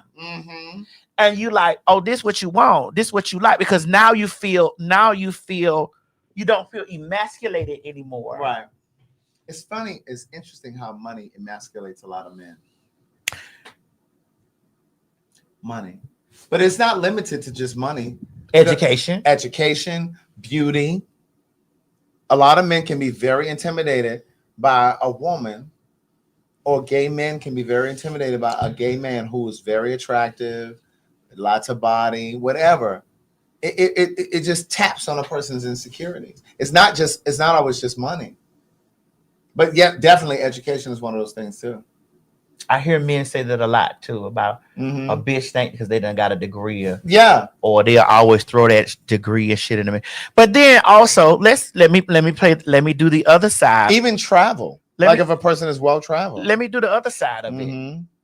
Then you get women who have all of these things, right? Yeah. And then it's a power trip for them too. Because there are those types of women that have that situation too. Yes, they do. It's a power trip for them too. Yes. And it goes back to what you were saying a moment ago when you said there are people who think that we always bash men or critique or criticize men, but we do the same thing with women. And a lot of times when we do women, the comments shift, and we have a lot of women that are like, "Oh no, that's not me," and da da da. And da. So it happens, but to that point, which kind of leads us into that direction, there are women who make great money, and they know that they make more than the average man, especially when you're talking about black men, because as I've said many times here before, black women are the reason for the growth of the black community, which goes back to and points to and or attaches to why so many black women have lost their job under this administration. Because they know, just like I know, and just like I've shared with you, that black women are the reason for the increase or the growth of the black middle class. So they're trying to stump that by eliminating a lot of black women in jobs. But there are women who know that they make more money than the man, and they will emasculate him. Yeah. I make money. I don't need you, nigga. And that, like they give all that, and even black women in the but why? Professional space. But my question is, but why? Has he raised his voice to her in some way? Has he done something to make her feel like that she needs to express that to him? It could be, and sometimes it's unprovoked. Because I have a lot of friends, men and women, straight and gay or queer, who have said it is hell working under a black woman. If you feel me, put something in the comments to let me know. Because I'm telling you, I've not had this experience. When I was working in corporate America, I've had black women that I worked under, and they were always a breeze to work for. But I've had a lot of people who say it is difficult working for a black woman because they have this power trip and and you know, what's up, shorty poo? You know what I mean? So it just depends. But I think sometimes listen, women have egos too. It's not just men. So sometimes they're in the comments saying, yes, it is. I agree. It is hard work for black women. Not all, of course. We're talking generally now. You know what I'm saying? But sometimes it is challenging. Is it hard to work for me, Craig? I don't work for you. That's it, bitch. That's there you go, bitch. I was waiting on that answer. But you do. But I was waiting on that. I was waiting on that, bitch. Okay, bitch, I was waiting for that. That is what I was waiting for. That's the answer. Yes, bitch. ma'am. Yes, ma'am. That's the answer, girl. Sometimes it's a power trip. You know what I mean? And I think but here's the other thing. Here's the flip side of it. I think sometimes as a woman, whether you're black, white, whatever, I think sometimes as a woman, you feel like you have to assert yourself as a woman in position or as a woman in power. Well, to get respect. Well, because a man will always remind you, bitch, that you just a woman. That's right. Or you're just a bitch. Correct. You're a bag. That's right. And sometimes men only understand strength. Men sometimes only recognize strength. I've said that here before in the context of relationships. This man broke your heart. He done fucked you over. He done fucked off on you, had a child or whatever he had going on. And you calling him and you crying on the phone and you going to his house and you going to his job and this, that, and that. Men only recognize strength. Stay your ass at home. Go over to your girlfriend's house. Go over to your family's house. Cry on their shoulder. Those tears are not going to change that man's mind. Men only recognize strength. So save those tears. Stop calling him. Stop texting him. You're not going to change the tide. I think sometimes people, especially in this case women, I think sometimes women think that if they commiserate. I don't know that word, but I feel it. I felt that. Yes. I think sometimes women think if they can, baby, but I love you so much. And then yeah, He know that. He already know that. He already know you'll do anything for him. He knows that. He doesn't need to hear it one more time. He does not. I'm a bitch. I won't speak to your ass. Men only recognize strength. I won't speak to you. They'll recognize, acknowledge when you delete his number and you're not reaching out, when you go no contact. I won't speak to you, bitch. When he's trying to call you and you ignore his call and you block his message. I don't got nothing to say to you. Then he gonna show up at your job. He gonna show up at your house. I don't got nothing to say to you. Because you have gone no contact. But when you're doing all that texting and calling, you put the power in his hand. Yeah. It's like that movie, Two Can Play That Game with Vivica Fox. Vivica Fox, bitch. You got to shift that power. You got to shift that dynamic. They said, Craig, where are the good men? I don't know. I'm still trying to find myself. If you know where they are, send them to me. Now, I'd like to clear this up. Mm-hmm. I've never sat here on this show Mm-hmm. and told black women not to date black men. Right. I've never sat up here on this show and said that. Right. Have y'all heard me sit on this show and tell y'all, black women, I've told you to decenter that shit. Put yourself in, or get your house in order. I have never sat up here and said that y'all should not date black men. I ain't never say no shit like that. Never. And I never will, bitch. Because, bitch, that's correct. It is always about decentering that and put yourself in a place where you don't have to need. A lot of people here, you gotta need a man. Like, you gotta need that. I always talk about feminine energy, masculine energy, and knowing its place. I've always said to you guys about me, I said, hey, I done made all kinds of mistakes and shit like that with dudes or whatever. I always talk about competition and shit like that. Like, I'm not in no competition with no motherfucking body, bitch. What's mine ain't gonna miss me. That's it. I'm not.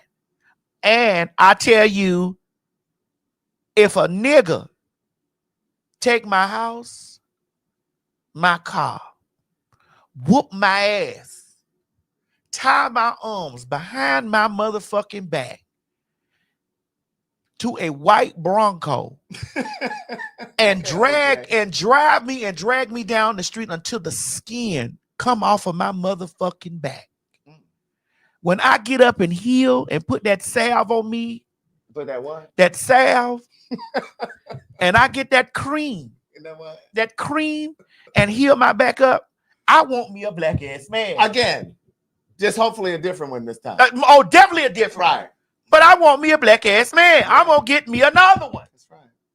I'm gonna heal. What I don't like about black men that date outside of their race, nobody's mad that you're dating outside of your race. Mm-hmm.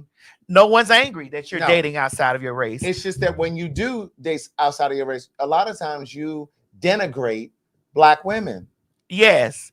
All that coming in, talking about some, this is the best over here. Right. Why you just can't go over there in peace? That's like a bitch telling me I'm finna unfollow you. Bye. I didn't need an announcement.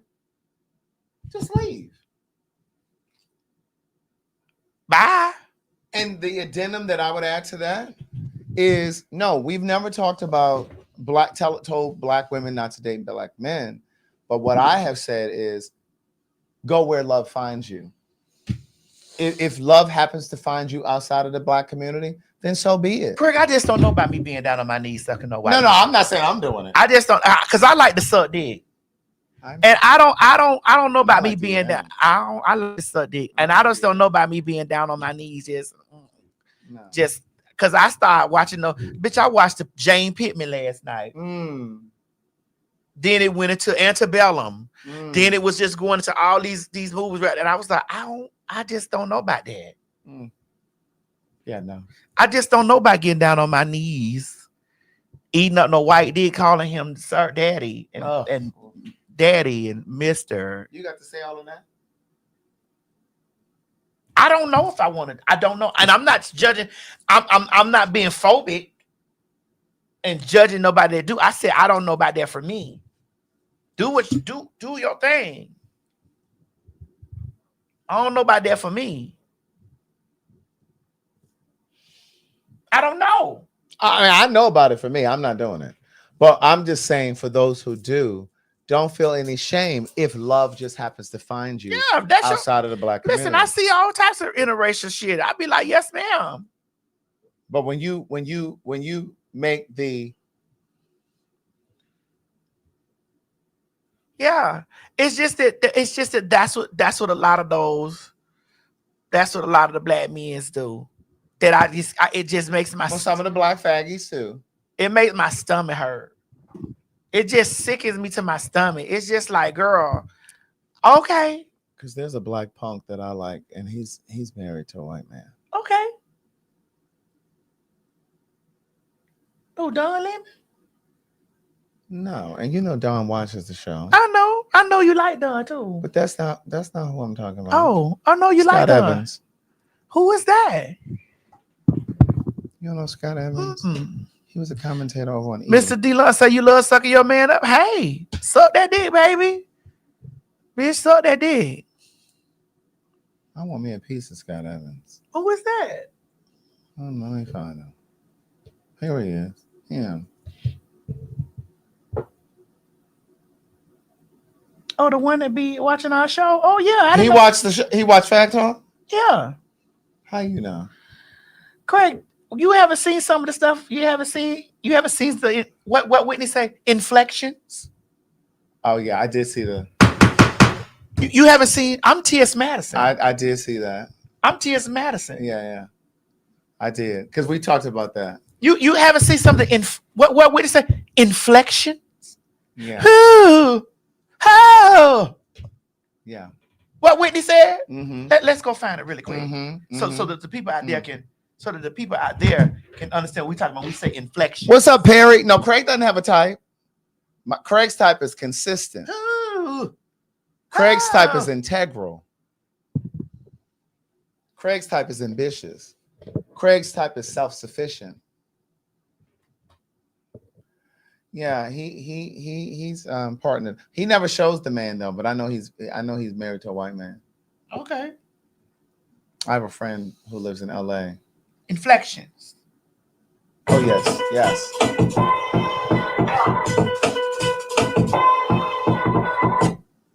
I think that Mariah is Mariah, and that's what she should be known for her work, and not for being compared or sounding like me. You know, I don't really hear it. You know, there are a few inflections. You know, inflections mean, you know, oh yeah, you know, that's runs and inflections. So she does a little bit of that. Oh yeah, you know. I think she and I probably have the same tones, you know, in some areas, but I don't think that she sounds like me, nor do I sound like her. Okay. Yeah. That's it. So when we start talking about the girls that we see pieces, it's inflection. Yeah. Yeah. I see a lot of girls out there on the internet. They're inflections of the TS. Yeah. Yeah. That's true. That is true. That's true. That's true. I'm gonna give you that. Inflections. Yeah. Yeah.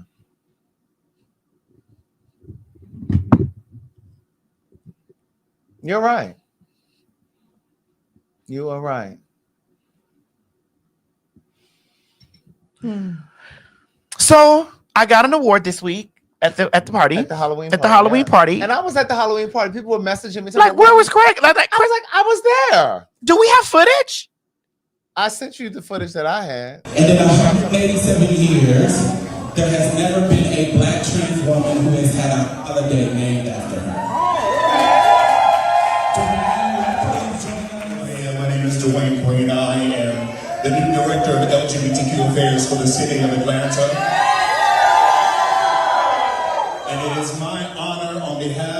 council member Lillian Battiari to stand before you tonight to profess something that has never happened in the city of Atlanta.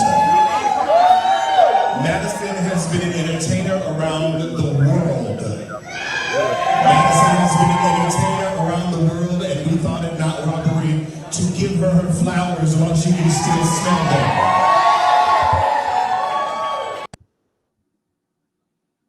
Did it freeze? I think, was that it? No, that was it. This Okay. proclamation is for you tonight, Madison. And in part, it says, therefore be it resolved that Council Member Lillian Battiari, representing members of the Atlanta City Council, and on behalf of the residents of Atlanta, do hereby officially proclaim the birth of Wednesday, October 22nd as T.S. Madison Day.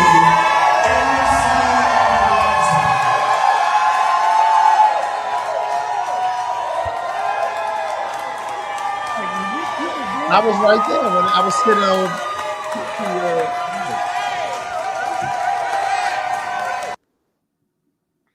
Yeah, Craig, you were there. Like, Yeah, I was sitting right to the right.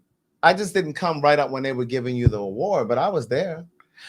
So also, but you were like I got a piece of it too. Oh, I want to send you. I got a piece. I think you were in this piece. Oh, okay.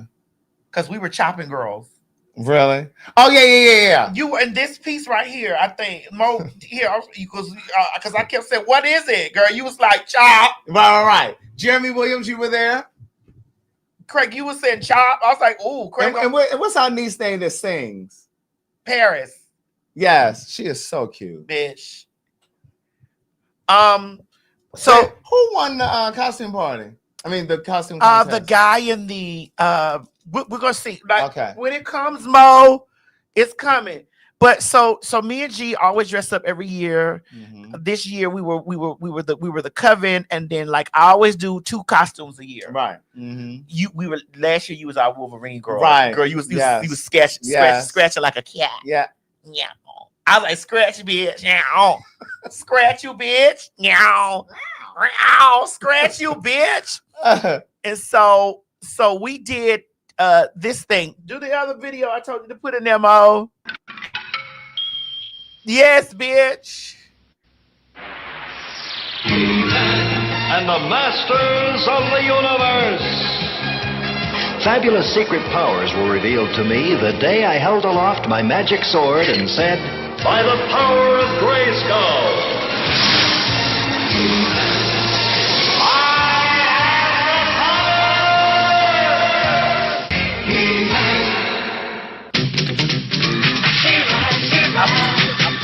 Okay. Fabulous secrets were revealed to me the day I held aloft my sword and said, "For the honor of Grayskull." Press 1, kid! Press 1, tree! Press 1 to tree! I am She-Ra! Yes, you transsexual! So somebody came in the comment section, right? And they were like, they came in the comment section, and so when they got in the comment section, they said, "Oh my God, T.S. Master, all this money you got, bitch, and you got those plastic swords." Those swords were $450 a piece. Those swords were, you held them. Those swords were real. I'm like, you girls really sitting out there trying to be finding anything. I'd be like, my God, that swords alone was $450. Right. I had to order the sword, bitch. When I do Halloween in advance. Yeah. I'm already working on my costume for next year. Right. I always ask y'all. I said, girl. Yeah. Halloween is your thing. Yes. I'm like, girl, this is what we're gonna do. I'm getting you and I buy everybody's costume. Because this is her thing. Like, she loves this. I buy everybody's costume. Everybody's. Like, if you see a group of us, I make sure, and I'm very meticulous. I'm like, bitch, I don't like this. Right. I don't want this. I want this or that. Everybody's costume. I'm like, girl, just tell me your side. What, girl? Because I tried my costume on. Okay. A while ago. Yeah. And then, like, when we knew last year we were doing Marvel. Yeah. I gave you two options. I was Wolverine or either Captain America. And Captain America fit better on Chi-Chi. Exactly. Chi-Chi's shield was $500. Yes. I bought Chi-Chi's shield. The shield was $500 fucking dollars. Right. Like I buy this shit in advance. Like Halloween gone. I'm already brainstorming. Like, okay, what I'm doing next year, whatever. And then I go look the shit up.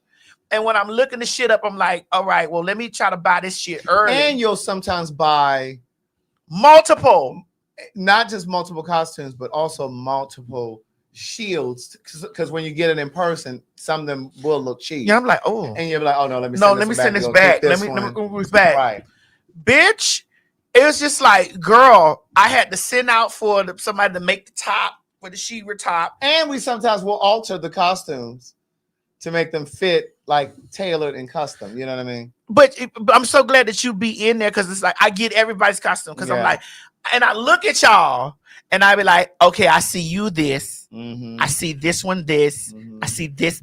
I see this. And I just look at them and be like, bitch. Right. And then when it all comes together, I'm like, oh my God. Yeah. This looks so good. You know, this looks so good. Like it looks great. Yeah, so that's what we did. Yeah. Here's some pieces from the party. Okay. Mo, run the piece from the party.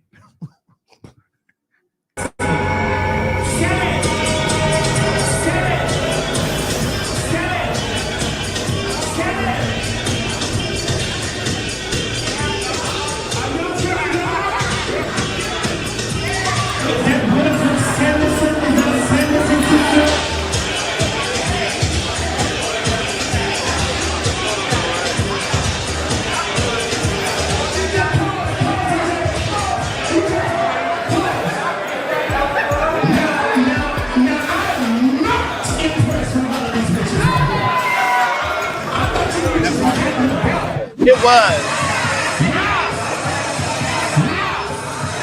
Look, y'all was popping.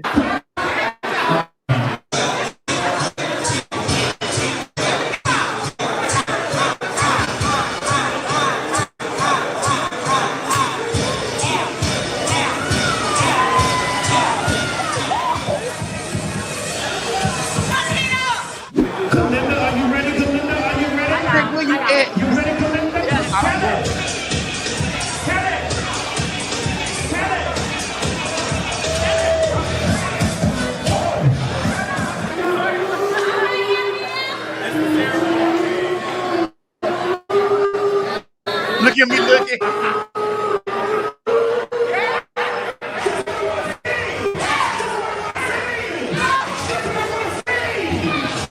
Great, that was you over there.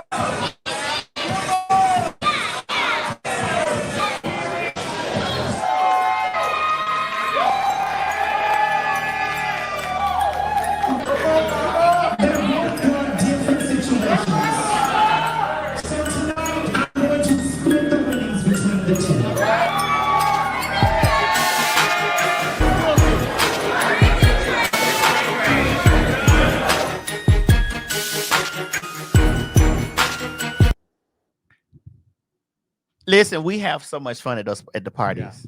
Yeah. It's no shade. Like if y'all missed my Halloween party, we have so much fun at the party. And Craig, I love the fact that you come out, bitch, because you don't really. You come out, you eat.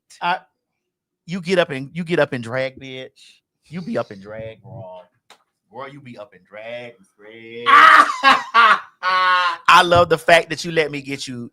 Yeah. That you let me get you painted. Because I know that's your thing. I love it. Yeah, like I love it. It's just like last year we had a good time last year.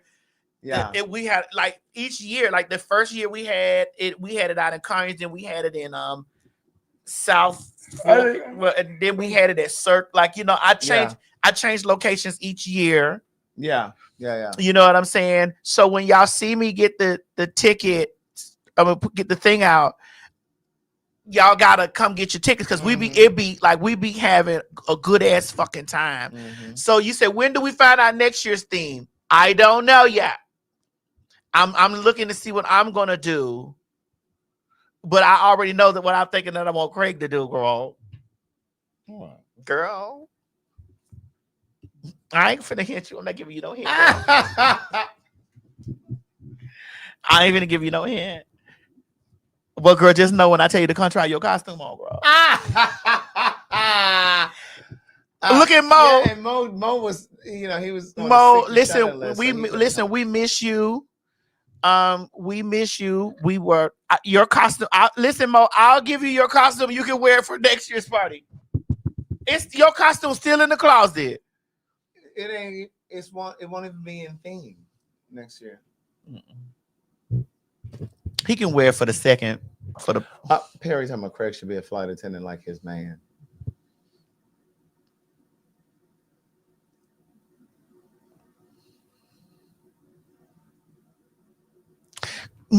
Craig, do you think I should start throwing him in other cities too? If you're gonna be in another city, like if you know in advance that you're gonna be somewhere else, like this year you knew you were gonna be in Orlando. Yeah, because I had a job to do. Right, you could have done it down in Orlando, but you would have to know about that job like in advance. You know what I'm saying? Yeah, I'm gonna be in Australia in July. Really? Yeah, I'm going to work. I've never been to Australia. Yeah, this is gonna be my second time. I know, right? I'm going to work in Australia. How long will you be there? For almost a month. A month? About 2-3 weeks. About 3 weeks. And they putting you up? Oh, bitch, I'm getting a flight and I'm coming out there and I'm staying right at the place. Bitches, they put me up, of course. And I'm not sleeping on no couch. Of course. Of course. That's for the roast, Mr. Dillios. Is it already locked in? Honey, you can't put nothing out without locking me in with no contract and no money. Oh, I will come to Australia. I'm in Australia, down under. You know, they have kangaroos running around on the street like we got squirrels, bitch. I've been there. See, bitch, I've never been. Craig, I'm telling you, I woke up and there was a spider on the wall, girl. She was big as my hand. You know, I got some big hands. Bitch, that bitch was big as my hand or bigger. And it was on the wall, girl. I was asleep, girl. And I really thought that girl was finna tangle me.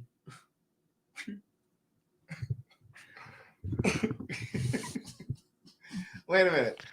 Listen, you can be for my like I've never been to Australia, and that's one of the places that I've said I would go. You'll definitely lose weight. The food is not good. So I need to bring hot sauce and seasonings. I'm taking me a separate bag for that. That don't make no sense. Where the black people at in Australia? Are y'all here? Where are the black people in Australia?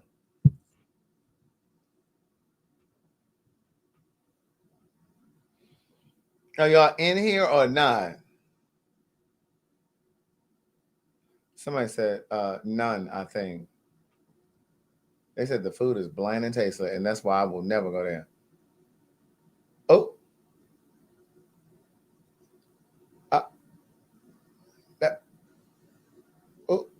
They said bring the Halloween party to New York. Oh, I should do it at the City Winery, huh? That could be cute. That could be cute.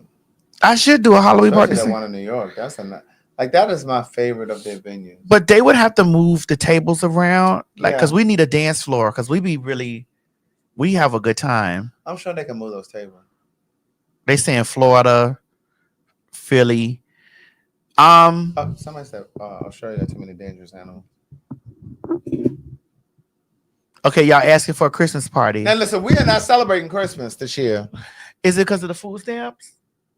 Yes, and we have to divest. What I've been saying since we've been doing PhagTawk. Tell us about it, Craig. And some of you have said, "Oh, Craig, you're so unrealistic. You're still shopping on Amazon." I don't shop on Amazon.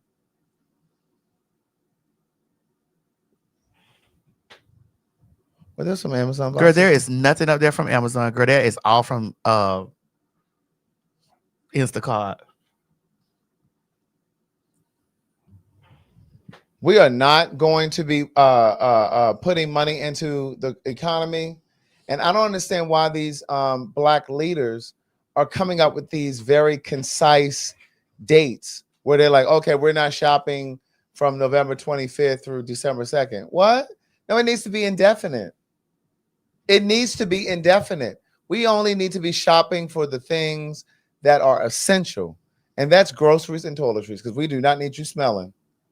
That's groceries and toiletries. Because see, here's the thing.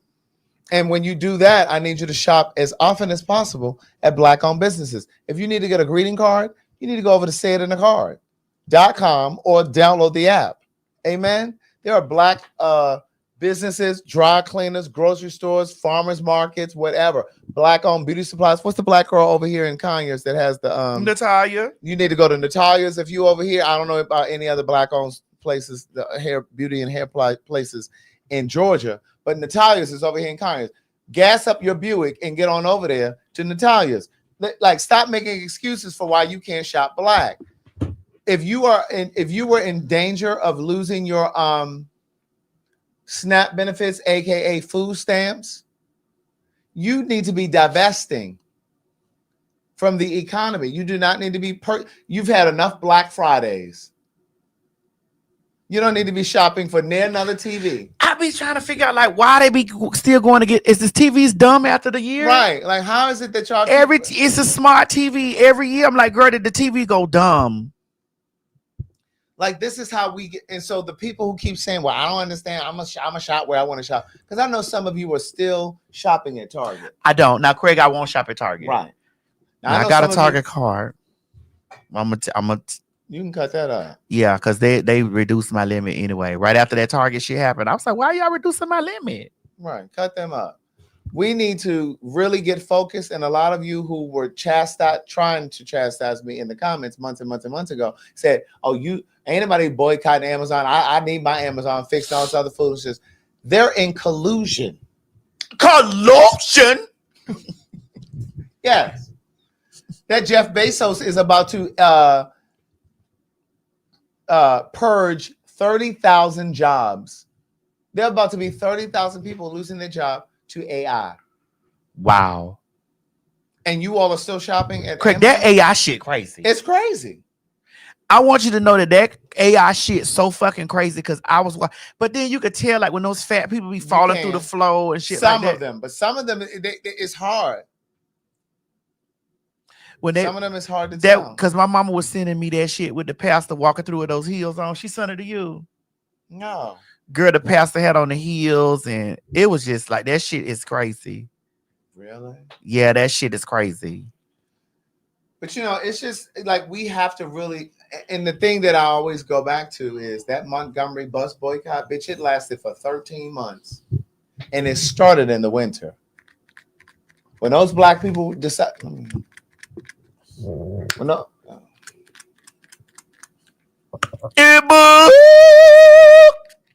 It's something about that helps my vocals. Watch this. Watch this, Craig.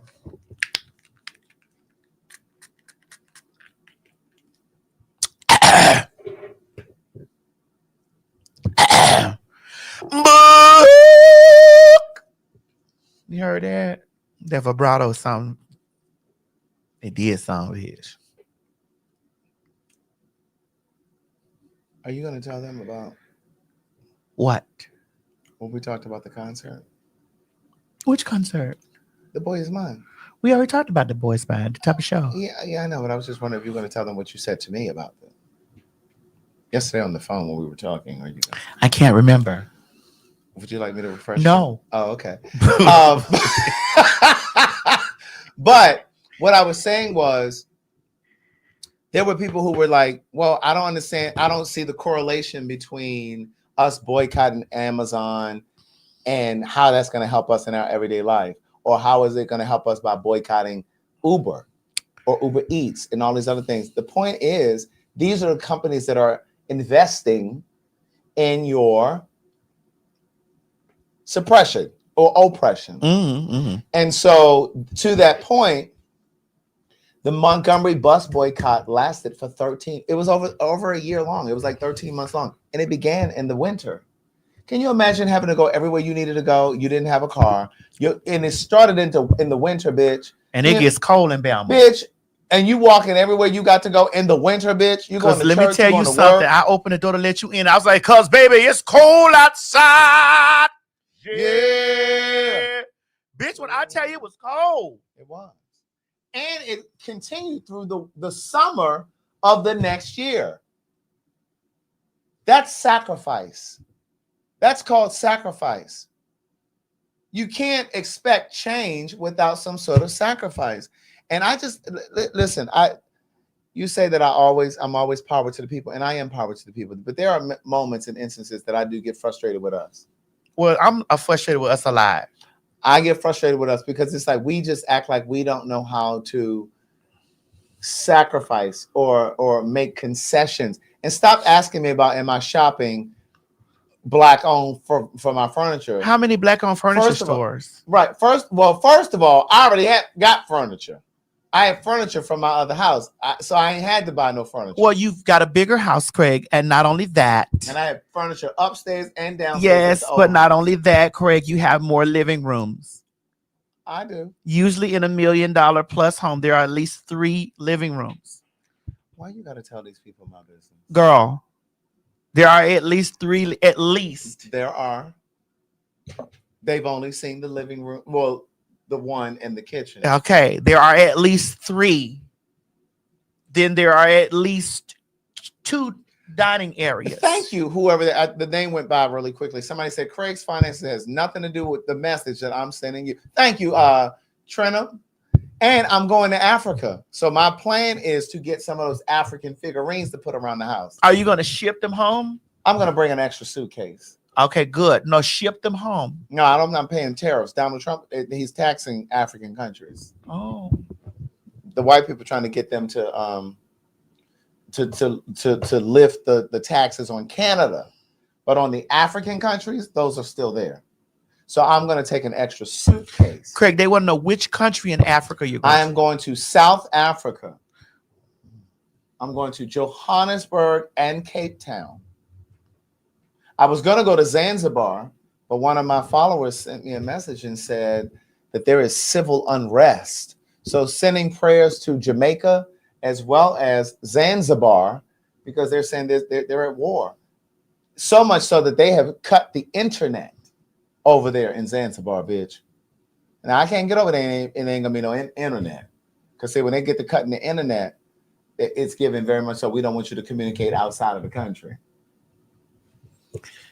But is it South Africa kind of whitish? South Africa and most of Africa is whitish, even though they are the minority there, but they own most of the land. How did that happen? Well, because black people got caught up with the Bible. Black people got convinced to hold on to that Bible, and white people switched the Bible for the land. So they stuck y'all with the Christianity and the Bible, and they took the land. So, Craig, you're not a Christian? I believe in God. Okay, I do too. But are you very spiritual? But are you a Christian? Well, I was raised Christian, but I've kind of moved more to spirituality, yes. And a connection with God, and occultism.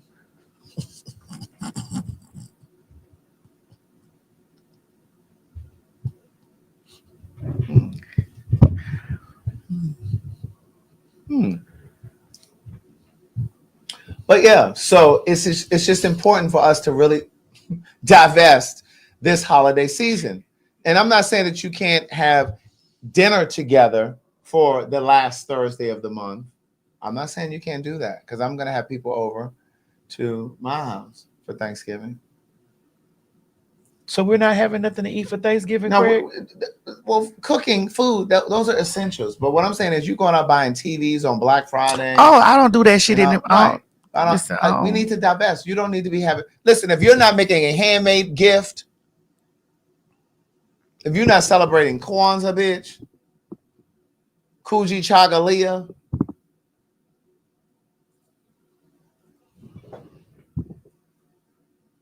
we ain't doing it.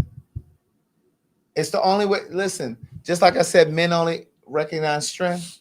White people only recognize dollars and cents. We got to pull back. They say Thanksgiving is a colonizer holiday. And it is. That's what I'm saying. You can have people over for dinner.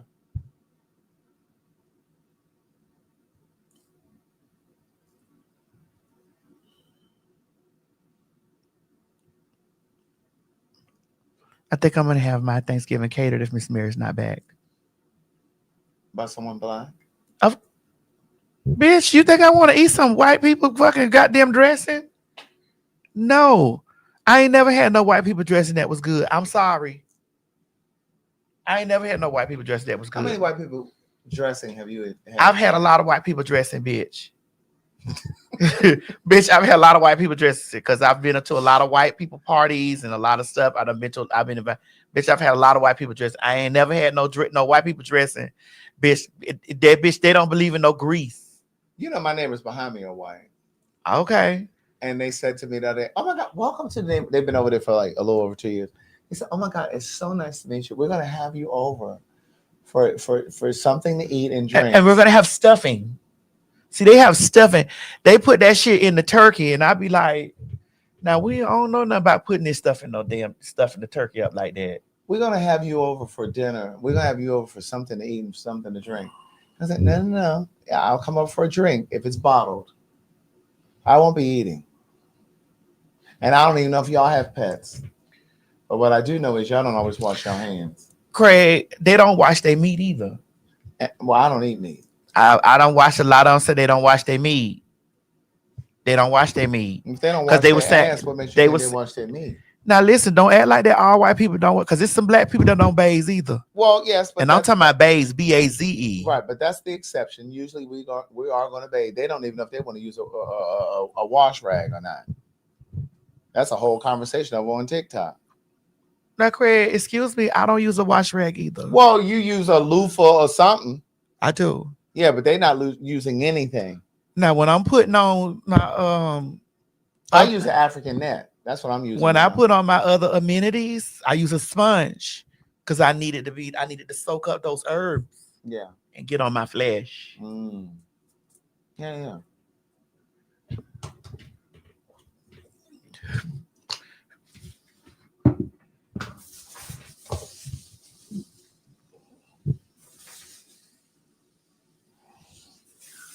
Father God, I thank you for the yes that you've given me.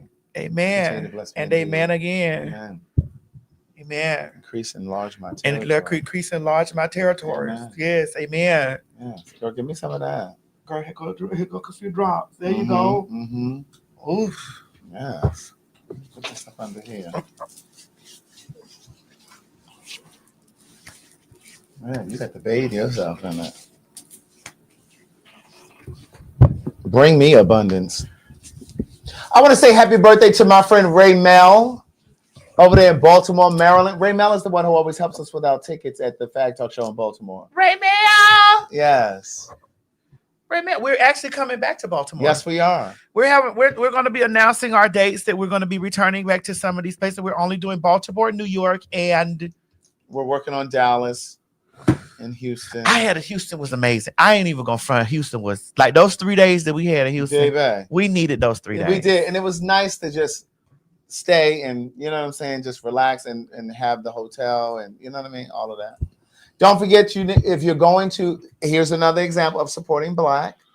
If you are traveling, go ahead and Google Black-owned boutique hotels. Google Black-owned bed and breakfasts or Black-owned hotels in general. If you're going to Houston, there's the Wandering Stay. That's where we stay. Wander Stay, yeah. Yeah. Also make sure that they're queer friendly. Yes. Because they might be Black-owned and Black operated, but they may not be queer friendly. That's right. Because this is not the time for us to be divisive as a community. Well, tell them that. That's right. Yes, we're working on a show in Atlanta as well. Yes, we're working on a show as well. Craig, somebody said no Airbnb. I don't really like Airbnbs. I know, yeah. I know. Because I be feeling like people can watch me masturbate in the room when I be in there alone. That's why you don't like Airbnb? Yeah. Because I'm not scared of no camera. I don't be thinking they be having that stuff up and be trying to put new tapes out on me. You know, I ain't did no porno movie in about 14 years now. We're working on the Carolinas and Dallas, yes. It's been about 14 years since I've done a porno. Yeah. So, and I don't need them to have no new footage of me masturbating because I do masturbates. I know. And fucks. Down. Because last week was this week. And last. both weeks. I was very highly sexually active. All my results are great.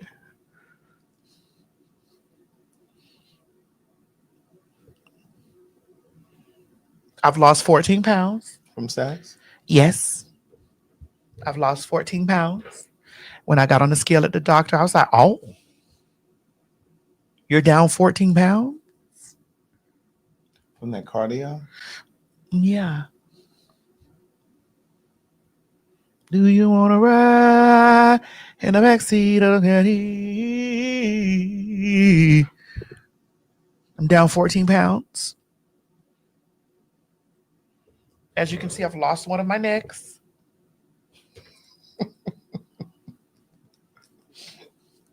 Oh. Oh.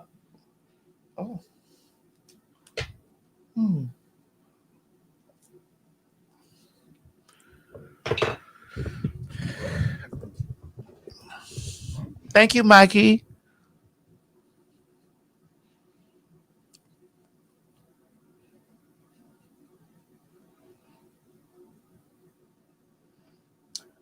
But also, in terms of us as a community being prepared, it's not just about us shopping and buying black. It is so important for us as a community to get, like we talk about having arming ourselves with guns and things like that. Yes, because I bought a new firearm. But is it you went to the place without me? No, I bought a new firearm here. This is the When did you go and get that? Girl, I have. When did you go and get that? Craig, I have several of these. I understand, but when did you go get that? I try to get me a new firearm every week or every other week. When see you see how she's avoided the question? See, that's what these niggas will do to you. Yes. When did you go? There is male traits in me. It's called testosterone. My gun is a 6-hour. When did you go and get that? The other day. It holds 14 rounds. I was supposed to go. We're gonna go. This is a new week. No, we said we were going to go last week. This is a new week. I want that one. Is that a sensor on there? What is that? It is a sensor. It is a sensor. Oh, she heavy. Yeah, she gets the word. She has a safety. No. I don't see one. Right. No, but she's ready to go though. I see. What's this power button? That's for the beam. Oh, so if I press that.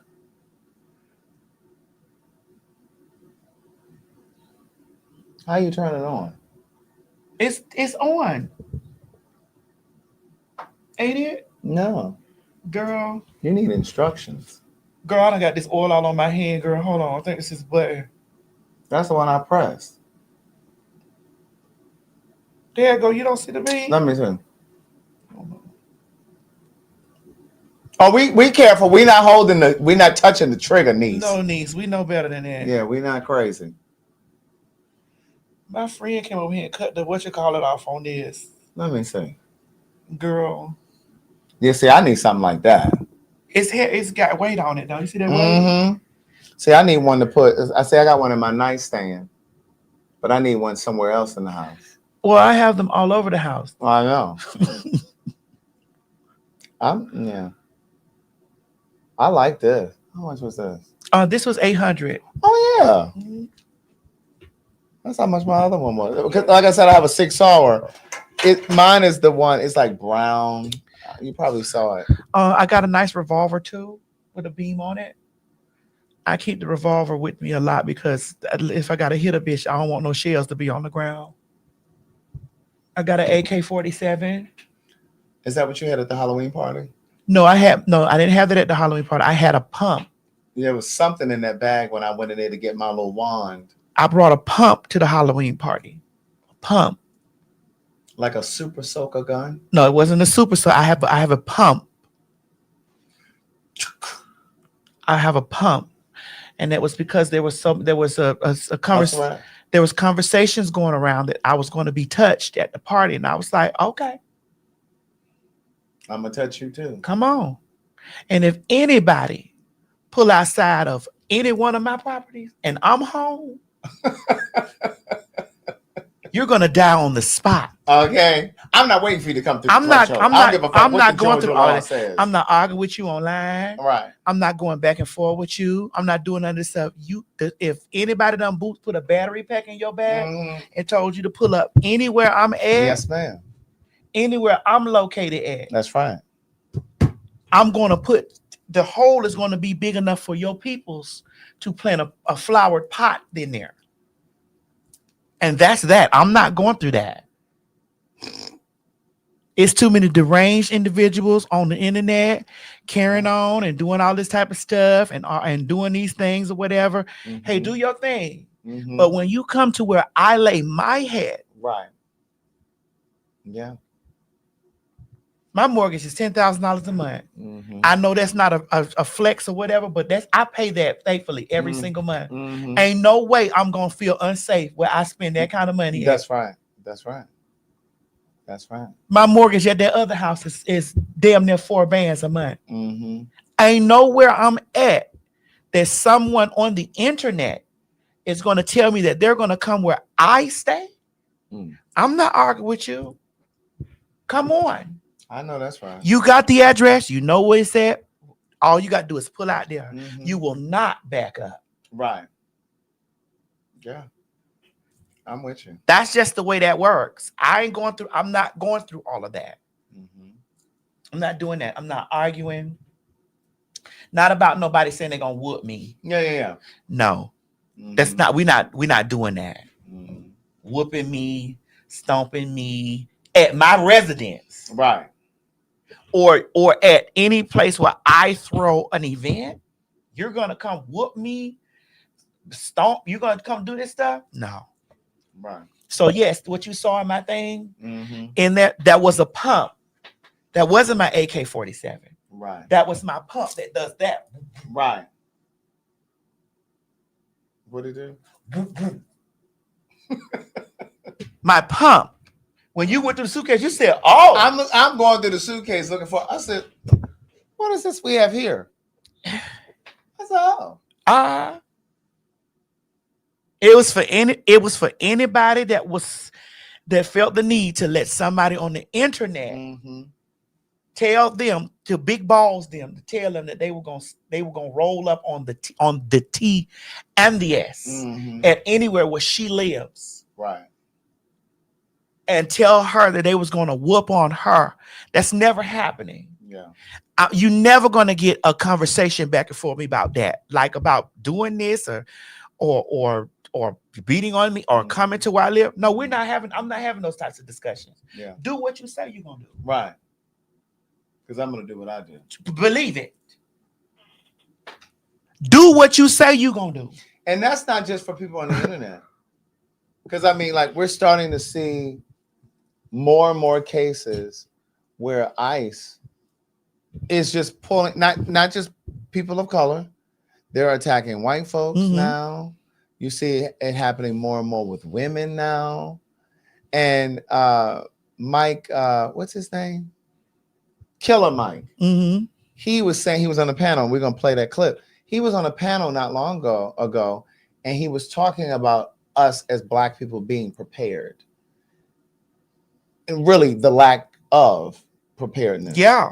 You know, it's one thing to, put groceries in your house and have supplies and things like that. But how many of us know how to farm?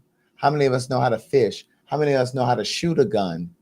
You know what I mean? Like, we're not prepared in that sense. And so when he spoke that, there were a lot of Black people that were in the comments that were upset with what he said.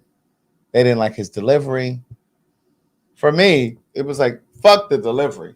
Get to the message. Yeah. Because what he was saying was accurate.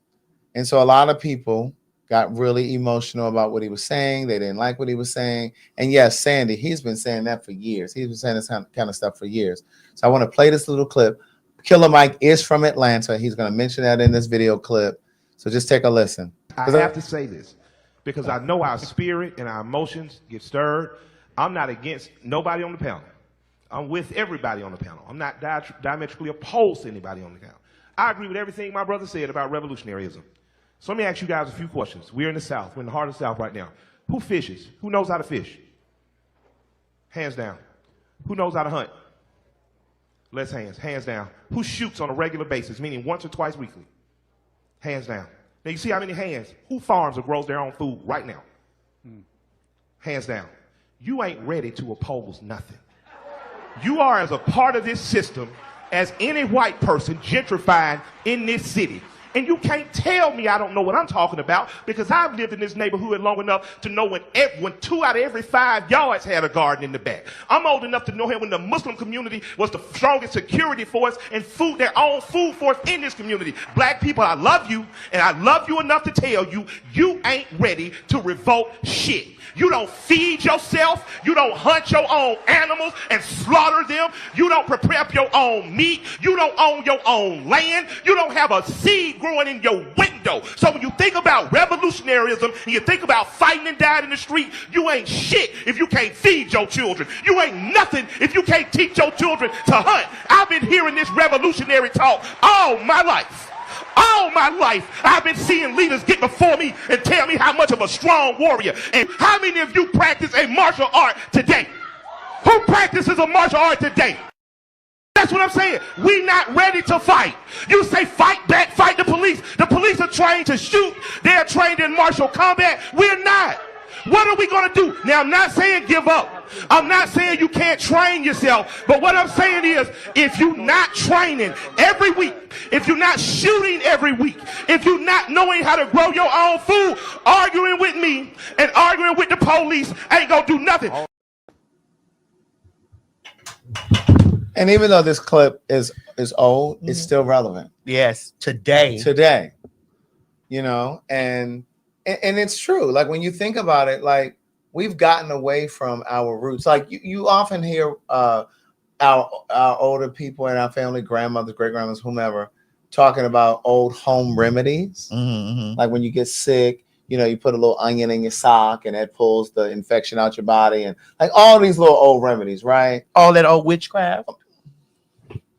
But what happens is our storytellers, our elders stop telling those stories to the generations that came behind them. So we've lost those home remedies, right?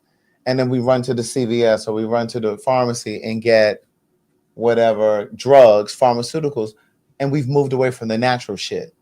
And this is not really a shameless plug, but I'm going to talk about like the soursop that I've been promoting.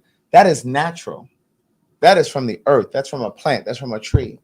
And I can't begin to tell you, like some of you over here who were saying, oh, he's just promoting this because he's getting a check. No, niece, I was promoting it before I was getting a check because it's natural.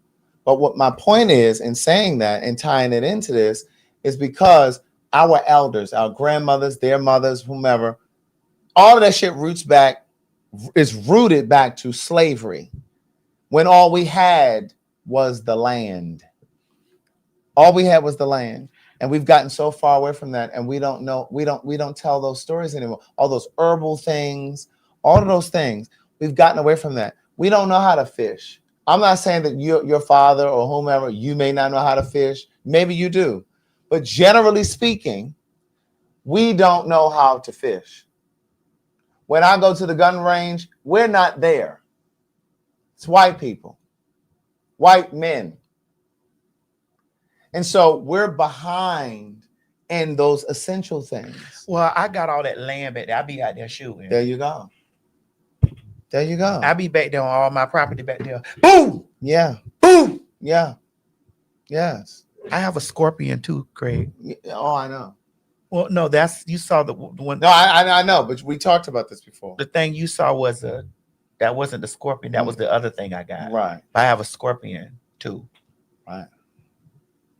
That scorpion is like a Draco, but it's like a.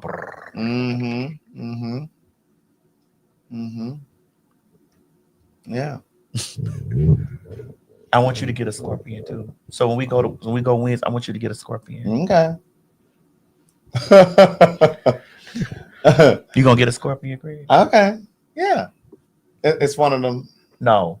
Oh. That's a pump that I got. Well, let me look at the scorpion. Let me look it up.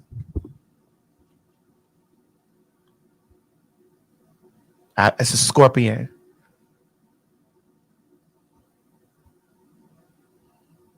Scorpion. Look it up on YouTube. Gun. Oh. I have that. That what you just said, O2? Bitch, this was like military. I have a scorpion. When a motherfucker say they gonna pull up in my yard, I'm coming outside. They just gotta get me. Yes, I'll show you before you leave. That's a scorpion.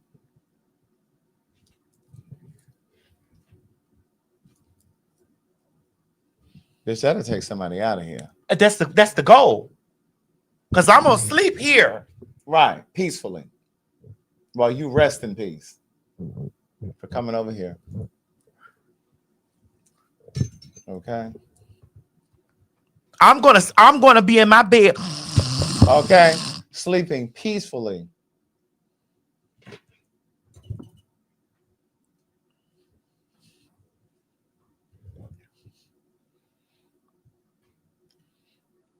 You can have those people out there boosting and hooping you up. Mm-hmm. Right. To tell you to come down in somebody's yard if you want to. Right.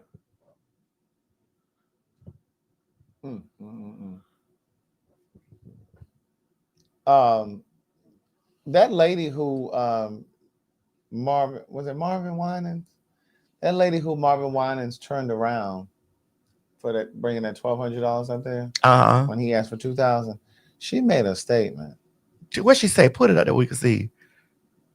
In that viral video, Right. he did not rebuke you. He absolutely did not rebuke me.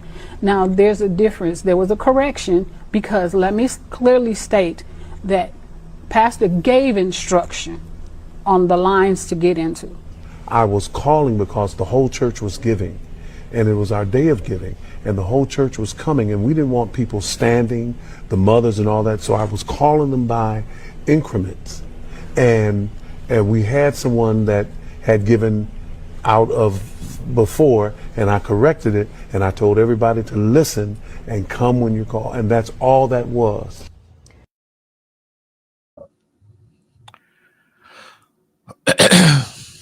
What I heard him saying. Tell us what you heard, Craig. Was I didn't ask you for $1,200. I was only talking to the people who could donate $2,000, and you came up here out of turn. So I need you to go sit your motherfucking ass down, because I didn't ask for your little $1,200. I need $2,000. And what I heard her saying was she's drinking the juice. She's under the spell of the church.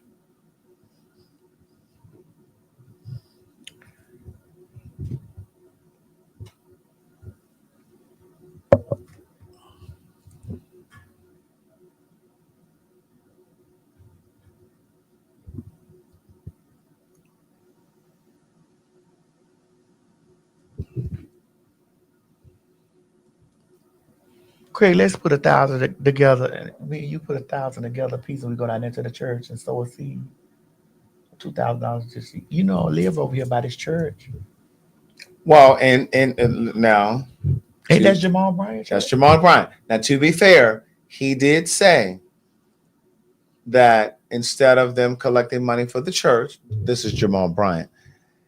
Instead of them collecting money for the church, they are now taking in money and food in particular, for the people who they were anticipating weren't going to get SNAP benefits or food stamps. I will say he may be a horrible husband and a horrible man in a relationship, but that man has always been for the community. I'm from Baltimore. He's from Baltimore. Before he moved down here after his scandal,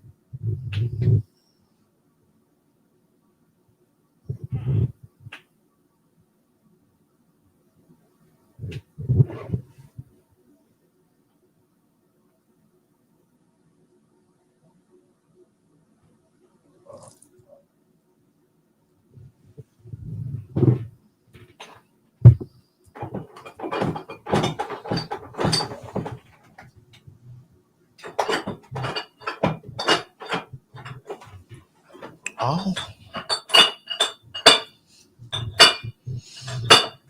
Craig, I forgot about the scandal. Can you remind us what was the scandal, Craig?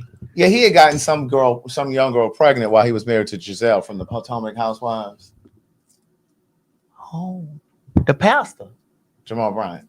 And they tried to make it go away like it didn't really happen. But the church has sat him down. And shortly thereafter, that's when he moved to Atlanta. After Eddie Long crossed over, and he came. So they moved one out and put. Okay. Do you find it crazy how that situation happened with Eddie Long, and then next thing you know, he was out of here? That shit was crazy. How that shit happened with Eddie Long. All that scandal came, and then Eddie Long was gone within, what was it, 2 years? He was out of here. Was it 2 years? It was about 2. I can't remember how long. But it was like I was like, yo. It's Girl, like that happened, and then Eddie Long was out. He had checked out. Well, I need Trump to leave as fast as Eddie left. But listen, them people stay in scandal. They don't give a fuck about that shit. No, Craig isn't messy. Craig is honest. But yeah, Jamal Bryant's church in Baltimore was called Empowerment Temple. And it was the fastest growing Black church on the East Coast at the time. Long story short, he had a huge congregation, and something happened where he got involved with a young girl at the church. And bottom line is, the girl got pregnant. No one really knows what happened after she got pregnant. Either she lost the baby. So here's where the rumors begin, okay? So the truth is what I just gave you up to that point. Where the rumor gets mixed into the thing is the girl got pregnant. The story is that she was underage. The story is that the church, he was married to Giselle, and that's why they divorced. The story is she was underage. The church pushed her to have an abortion, allegedly.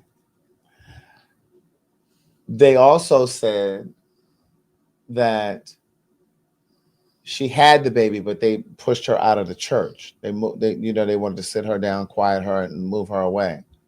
So is the baby amongst us? Or I don't know. See, is the baby in the outer realm? I don't know. Where is the baby? I don't know where the baby is, and I don't know where the girl is. But they sat Jamal Bryant down. They started bringing in all these different pastors, these guest pastors for like full gospel pastors. And, this is old news. We know KBA NV, bitch. We know it's old news. Shut the fuck up. You're talking about I'm messy, but you know the story. And so they sat her down. They sat him down, and they started bringing all these different guest pastors. And then they slowly tried to integrate him back in, but the congregation had really dissolved. Like they weren't really coming back. Like even though it was this fastest growing church, you would go into the church and there would be barely any people in the upper part of the church. It was scarce. This was in Baltimore. Okay. Empowerment Temple. So he's a Baltimorean. Yes. I think he went to Carver High School, if I'm not mistaken. You can correct me on that, KB, whatever the fuck your name was. But I think he went to Carver High School. And to make a very long story short. Like George Washington Carver? Correct. Oh. And so he went to Carver High School. And to make a long story short, they slowly tried to bring him back, but the congregation just never really fully came back. And one of my mom's very, very, very close girlfriends, she loved him. She used to go to the church. She used to volunteer at the church, just all of the things. She was so devastated that this happened that she stopped going to the church. And I remember saying to her, but you made him your God. Oh, you said this to your mama friend? I certainly did. I said, you made him your God. Why are you so disappointed? You should continue to go to the church because that man can preach. Like I won't take anything from that man can preach. They would do christenings.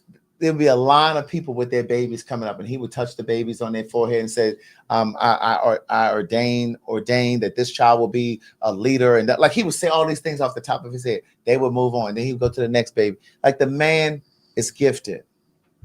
I believe that man is anointed. Like, I feel like T.D. Jakes is too. But all men have propensities.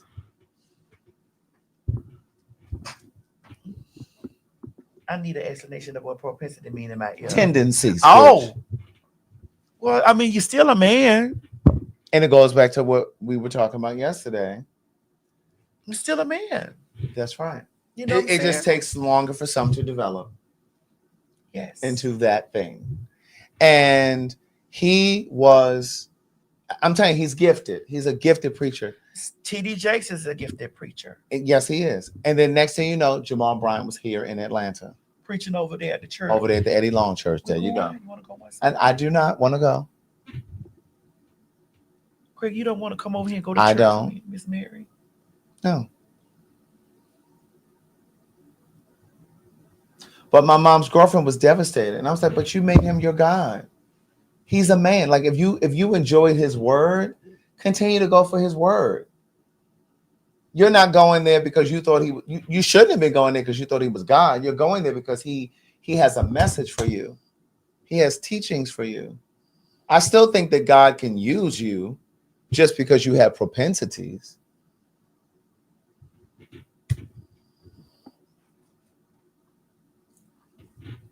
Yeah. But shortly after all of that scandal happened, he moved to Atlanta. Hey, bye. Shanama. God uses us. Yeah. Yeah. God can use anything that they please. Hey, but I shot honey. He sure definitely can. uses Miriam McCracken. Healing hands touch and deliver. Healing hands touch and make whole. That's it. Now, I don't know about being a gifted preacher and a pedophile at the same time. Now, I'm not saying that those two things can't happen, but you need to get you some help. Seek help. If you into the pedophilia. I don't understand what the people see in children. Right. I just don't. It don't never. It just. I don't get it. I really do think that. I don't understand. Like, in those instances, I think that there's something. Are you looking at the innocence? That's what it is. The innocence. Innocence and the power over them. Like, what the fuck? Which is rooted in a lot of rape cases where it's just like about the power. Like, okay, I turned 48, Craig, right? The other day. You do know that the older I get, the younger they are coming. And I really, you know, because you're older than me, so you would know. And when I turned 30 and this silver got down here, it was given old enough to pee, old enough for me. No. Don't you ever say, say no shit like that. Okay. Don't you ever I was like, wait a minute now, where y'all going? Don't you ever say no shit like that. Right. But, so, what? But me, it's just like, it be the ones 26, 30. I'm like, I know. I'm like, what you trying to do? I have no, it's like, it's what we talking about? Nothing. Wings, fries, Snapchat. Ain't nothing else to talk about. You don't even have the bandwidth. And I know some of you think you're so mature. You said that, man, that might be what you need. I don't want no 25-year-old man. I don't want no 25-year-old man. Them motherfucker be hitting me talking about I'm 25, I'm 27. Man, I've been wanting to have you since I was this age, that age. I'm like, no, don't tell me no shit like that. I don't want to hear that. Don't tell me that. You said to break my back? Shit. Don't tell me no stuff like that. I don't be want to hear that. That shit crazy. Like it actually feels weird. Predatory. Yes. Yeah. So that's why I don't understand. Like when they be saying like they like young. Mm-hmm. I'm like, really? The shit feel crazy. Because if I'm sitting down having a conversation about work or about touring and about, You can't. Right. You can't give me no input on No, that. you can't anchor me. You can't anchor me. If anything's going on in my life, you don't know how to anchor me because you don't have enough lived experiences. Now you could be one of my hitters. I could put you out there in the field. Well, what that mean? Mm. To fuck somebody else? No, baby. What? No. No, baby. What you mean? Sometimes you need a few little niggas to put out there in the field. Oh. Mm. They also was at the party. You ain't seen. Uh-huh. But I had little niggas in the field at the party. The code word was red rum. Oh.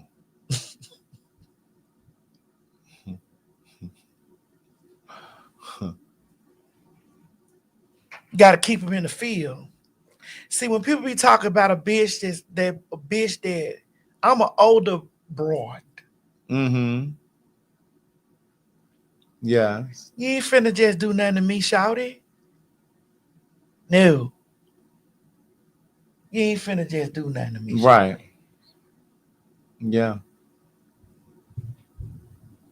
I abide by the law, and then sometimes I don't. That part. So you got to keep some little niggas in the field, just in case a motherfucker think they can touch you. Right. Oh, you can't touch me, Pooh. Mm-hmm. Mm-hmm. Mm-hmm. Because healing hands touch and deliver. Healing hands touch and make whole. Mm-hmm. Yeah. I know you was looking around that party, Craig. No, I wasn't. But you knew it was some things in there. Well, because it was people like it was like gay. No, about that one. Gay, tranny, gay. Mm-mm. Yeah. Yeah. They'll call hitters with instructions. Oh, somebody said I'm 55 and my man is 30. Well, you don't say. Hey, that's 25 years, right? Yeah.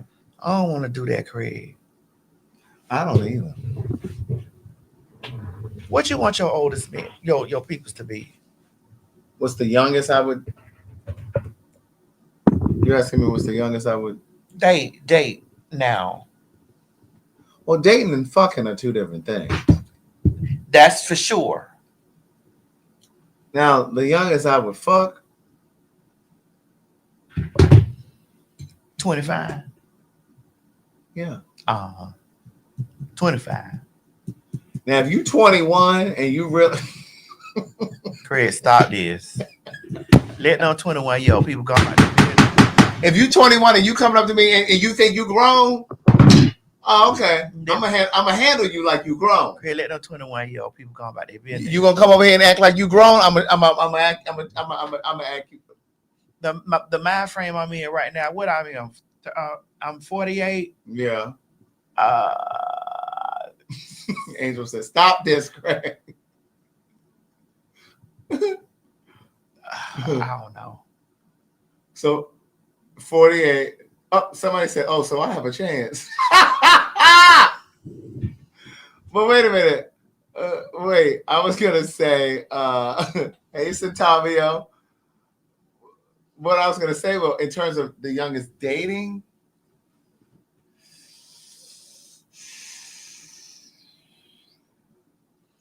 Craig, we know that the brain ain't developed at until 25. 25, 26, somewhere. We know that the brain ain't even got finished functioning. The frontal lobe is not. So I don't really like when I was 30 and it was 20 something. That wasn't like 8 years now. I'm 48. So what's the lowest you gonna date? Date? The lowest I'm gonna date at 49.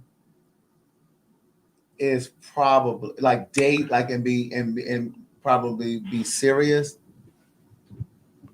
Date, I need something somewhere in 30s. No, I'm not going that low. 30 something. Not date. No. 30 something, Craig. No. In terms of now, I'll fuck you at 30 something. But in terms of dating, where I think that you have the mental agility. 30 something. Yeah, no. I think I'm probably right at 36. No. Like you're close to 40. You're not close enough. I might do 39, but I really want to say 40. I really want to say, because that's almost 10 years for me. That's what I'm saying. 30. Craig, you're older than me. Stop this. Stop doing this, Craig. Like you're older than me, girl. Well, first of all, you need to cut your shit, girl. You're older than me, girl. First of all, you're 48. 36 is not 10 years. It's 12. Correct. That's too far. No, it's 12. I need you to come back over the mountain. I'm coming up. That's 12. On the rough side. That's 12. That's too far. I need you to be at a decade or earlier. Girl, that's 12. Girl, that's 12. You need to be at 38 and older. Mr. Pete said, Craig, I'm 25 and I don't have VD. Perry, you said, what if they're rich? Now, that's a different story. Well, because I told you about the guy I was dating. Yeah. And he was younger. Right. I remember. He's currently right now a certain age. Uh-huh. Still younger than me. Right. Well, he'll always be younger. But he's older now. But he'll always be younger than you.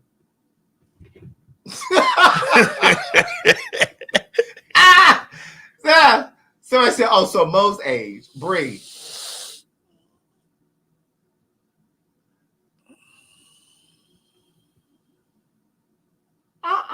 Listen, I don't know if Mo is, when I look at his age, and I know you listening, Mo, I don't know if Mo is ready for somebody my age. Or my capacity. Yeah. Mo has lived, but I have lived. Right. You know what I'm saying? Right, I do. And so it's also of my capacity too. Not because Yeah. You know what I'm saying? But it's still like he's lived, but even though he's not that young at all. Because he all broke up over there. I ain't never had a broken bone. Neither have I. You know what I'm saying? He's not that young. He had a broken finger. But broken finger, broken toe, broken be forgetting shit. I be like, Mo, you need some Ginkgo biloba. Honey, he's just a walking osteoporosis case. You need some Ginkgo biloba, Mo. Just a walking osteoporosis case. You know. The tender bones and shit. And brittle bones. Fucking yes. We tear the house down. Oh, absolutely. I'm telling you, I'll go down to 25. Yeah, we'll tear the house down, but good day, I might go down to 23. But you 23 and bitch, you don't look like you 23 and you got a body of a 37-year-old. I don't know about all that credit. I don't know. Girl. It's getting on my nerves though, because it's just like the old, and all my older women out there understand this. It's as a woman or film presenting, Craig, you male. Mm-hmm. Or man. Mm-hmm. I was gonna say you're male too. Yeah, I'm male too, but girl, you ain't said. Did you think you just discovered? No. Did you think you just discovered King Tut's tomb, bitch? Anaximanoom, ho? You think you just discovered Anaximanoom? Oh God. Okay, go ahead. What? Bitch, yes, male. Yes. But I am a woman. That's right. And so because of these things, you know what I'm saying? I don't want to date. I mean, you don't want to date what? Finish that. The older that I'm getting, the younger that they that's are. What I'm telling you, you need to come from 36. Girl, 36 is that's grown to me. It's some 36-year-old fucking goddamn daddies who got grown ass fucking kids too. I'm like, damn, nigga, your kids grown. They out the house. Nigga, your kids is grown. Right. Yeah. Yeah. But that's what you want though, right? Wouldn't you prefer? An adult. Yeah. I prefer an adult. Right. An adult. An adult. Wait, a partner or a partner who has an adult kid? No, that you're an adult. Right. Because them kids will grow your fucking ass up if you take care of your kids. I am afraid. Somebody said that. Yeah, no, I get that. So when them motherfucking young boys be hitting on me, who was that said they wanted me to take them down when they saw me at the Planet Fitness? I ain't been to the Planet Fitness in a long time. Oh, that must be when you was younger. So listen, No, that was about a year ago. Oh, you were younger a year ago, girl. Every year adds a decade. I still fuck good. Me too. Pussy still yanking. He But said he wanted to take me down. He wanted me to. But Craig, listen, bitch, listen. That shit you said, I can't because you what? I can't To fuck somebody 25. Craig, I ain't say be in a relationship. I said fuck. But sometimes that shit spill over. It spills over. Cause them motherfuckers be. They ain't got enough suave. Not enough suave, not enough charisma. not enough that. Charisma. But them motherfuckers be attempting. But they got to be attempting this. Sometimes they want to all they want, but they ain't got sometimes enough juice. I'm like, no, I can't be on no date. Yeah, with they you. can't. They don't have enough juice to pull me in. I can't be on no date with you. We can fuck consistently. Baby, I can't go on no date with you. Baby, you can't take me nowhere. Baby, listen, they're gonna. I don't eat fast food, sir. They're gonna think I'm your mom or older sister, right? No, mom. I'm your older sister. It's like your mom. Right. Yeah. I don't want nobody thinking I'm your mom. Right. No, I feel you. Oh, somebody said I'm an Aries and I'm available. No, not auntie, mom. Because it has happened. I'm like, yeah, I can't do this. I don't like being like, I don't like this. Stop this. Craig, you need somebody. Would you date somebody your age? Yeah. Or older? As long as he's in shape and as long as your age or older, Craig. And as long as he's in shape. And so would you date a man that's 55? As long as he's in shape and as long as he's not sitting at the house. I'm not sitting at the house with you. Have you ever met a man that was 55 and tried to date you? You don't remember me telling that story when we first started PhagTawk? And I said he had been married for 20 years. He was divorced for 2 when we met, and he was fine. That clip is still moving around over there on. Did he want to fuck you in your ass? I fucked him in his. Oh. It's something about you film bots that get those men. It's something about you film bots. You film bots know y'all will get on the man. What's a film bot? A film bot is a blouse. A feminine top. You trainees love a category. We do. And our category is straight.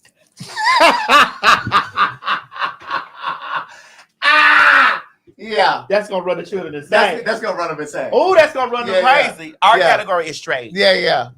That's gonna run them kids out of control. Oh, you start saying straight with us? Oh, they don't want to hear that. Oh, they don't hear that, bitch. Oh, you start using the word straight and trainee in the same sentence. Oh, they don't want to bitch, you might as well kill the world. Yes, sir. That's it. So, are you ready for winter, Craig? I am. I really am. You know, I think most of us kind of feel like after we've been in the summer months, the heat and all that, you start to kind of, and I know there are probably some people who are like, oh, I don't like the winter at all. But I know most of us are ready to move into the cold temperature. It's just gonna be cold. Larry, I'm just joking with Craig. This is the joke that me and Craig joke about a lot of stuff. We have fun. Yeah. We don't take shit literal. Yeah, no, we don't. We don't do that now. And part of the reason that we joke like that is because we want to break down. And plus, we also feed off of we read the comments sometimes, and we be seeing them. Oh, Craig. Oh man, I'm like, girl. Yeah. I just missed that comment. Somebody named Adam or something just said something. Adam. Wait, who was that? It was a comment. The comments moving so fast. But yeah, so like, you know, when we go to Chicago, it's gonna be cold. Oh, so you going to Chicago to get you a velour fur?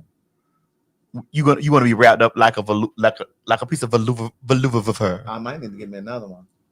Bitch, that fur was about $10,000, bitch. When I felt it, I said this came from a real bear. Right. This came from a polar bear right here, bitch. Yes, indeed. This came from a black polar bear. Yeah.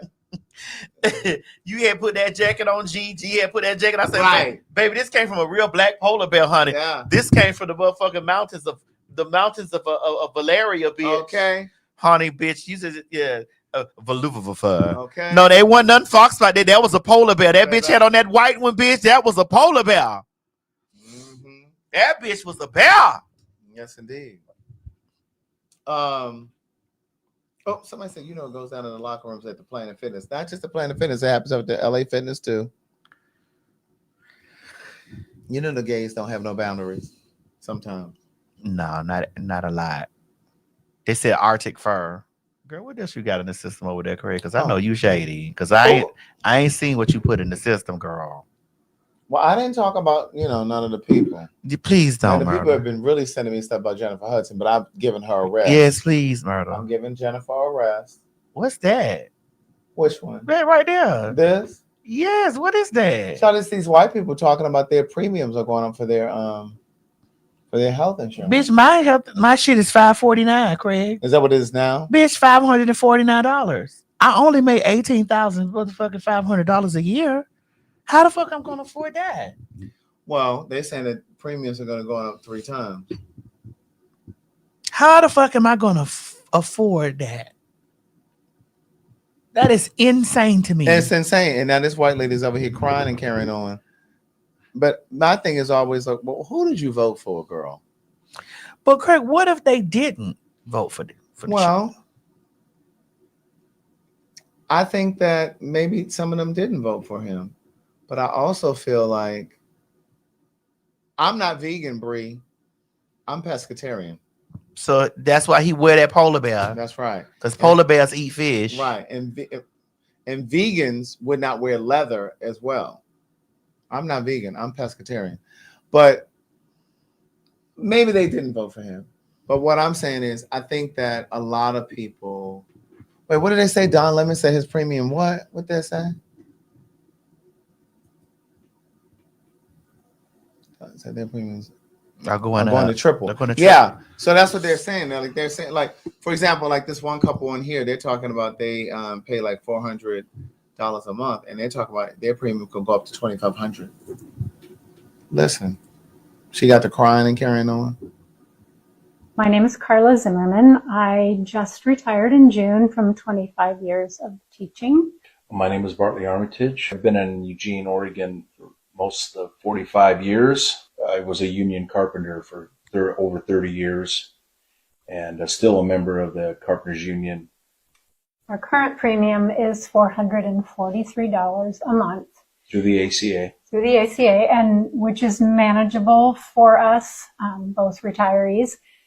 However, it's going up to $2,224 a month. We are kind of in shock. That's without the subsidy.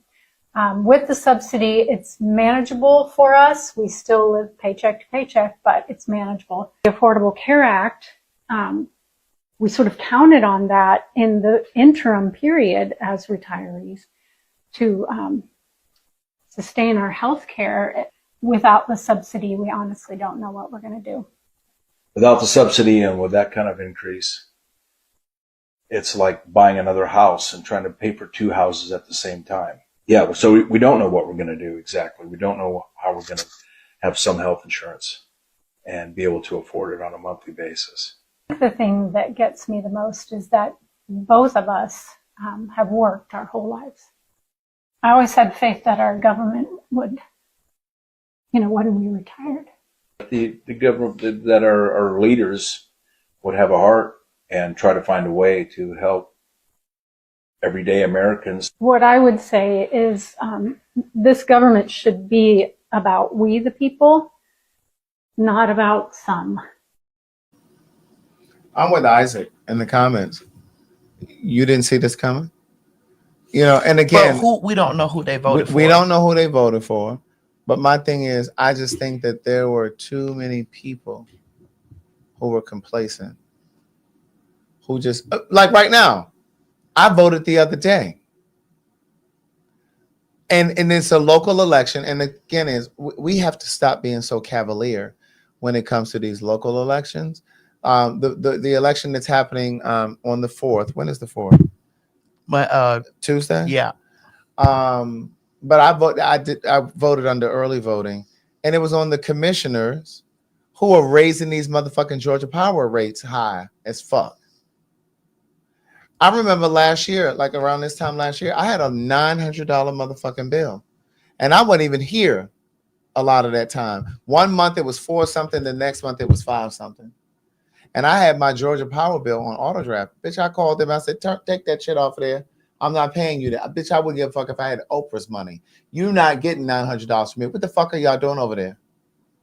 And then Stacey Abrams, and I posted this on my Instagram last week. Stacey Abrams, who ran for governor, said that Georgia Power has raised rates 6 times in the past 2 years. There's a whole conversation on TikTok of people talking about people who live in Georgia, talking about how their power bill is high, is exorbitant. And there are people who saying, I've turned everything off. I've unplugged shit in my house, everything except the motherfucking refrigerator.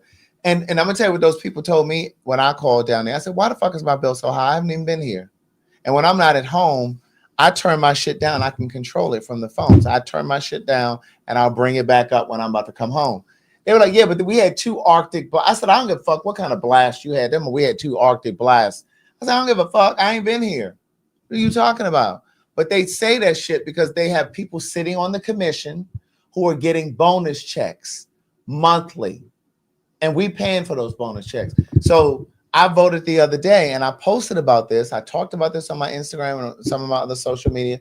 If you are in Georgia, then you need to be voting. But this is the kind of shit that people don't pay attention to because they only wait around for the presidential election. But it's the shit that happens on these local levels. You need to pay attention to that kind of stuff. Bitch be on the payment plan trying to pay, light bill, and you like, girl, I didn't use this. I didn't even use it. So and it's just like they just charging you randomly just because. Like the shit is insane. The shit is insane. But going back to this couple that was just speaking, a lot of these people, and I'm not saying that these are those people, but a lot of people didn't understand that Obamacare and the Affordable Care Act are the same thing. Mm-hmm. But there were a lot of white people.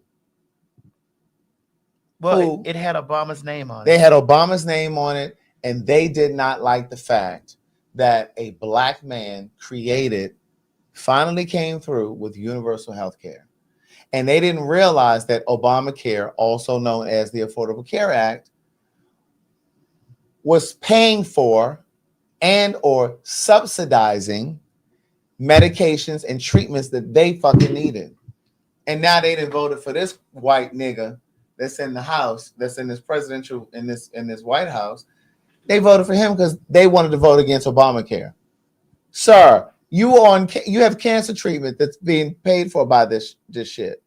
You are walking around with an oxygen tank, bitch, that Obamacare is paying for. They said Obamacare is not universal health care. Well, bitch, it was enough to give people health care. Stop fucking trying to analyze everything the fuck I'm talking about. Fuck you.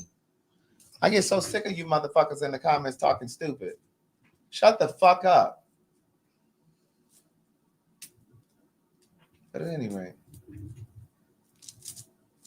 But so like, and it's the same thing that we talked about before about it's the closest thing that we've had to universal health care. You know what the fuck I meant. But anyway, y'all see how I haven't cussed nobody out tonight. Well, I think it's just it's osmosis. It's jumped on me. Okay, great. I like this side of you. You see how I haven't tried to grab you or nothing? Right. I like this. Right. I like this. I ain't cussed nobody out. None in the comment. I ain't said none. I ain't did nothing. I ain't went on no rant or nothing like that. I just said like, yes. It's just so annoying when people, they understand what the fuck I'm trying to say or the fuck what I'm saying. I know it's not universal health care, but you understand that I meant that it's the closest to universal health care that we have. Fucking I like this about you. Smooth brain motherfucker. Y'all be thinking it just This me. where your critical skills, critical thinking needs to come in. I like this because I be loving it. Unless when I get upset when a bitch feeling that I'm like, Right. girl. Right. You so busy. It is not a fucking important distinction. You know what the fuck I meant. But it's always a perfect motherfucking Patty like you in the comments got some shit to say. Shut the fuck up. You probably ain't even voted in no goddamn local election. You probably didn't use your motherfucking social media to get people to go to the polls. Have you driven your car to go pick anybody up to take them to the polls, bitch? But you over here trying to correct me? Shit is so fucking annoying. Use that energy to call your motherfucking Congress people. That's what you do. You over here typing shit in the motherfucking comment. Use your motherfucking fingers to call the motherfucking to type on your phone pad, bitch, and call your motherfucking Congress people. That's what you do. Over here typing shit in the motherfucking comments, bitch. They get on my goddamn nerves. And it ain't everybody. It's just some. Shit. You motherfucker over here typing down here, but bitch won't call your mother. Typing? Right. Typing, bitch. Typing. Type, niece. Type, bitch. Typing. Okay. Now you see how I feel. Yes, but you won't call your motherfucking senator. You won't call your motherfucking Congress people. Now you see how I feel. And I'd be like, girl, what are you talking about? And then intentionally just taking every little piece of word that you say. You're invested in trying to misconstrue what I'm saying. You're invested in that. That's crazy. Don't never stop, Greg.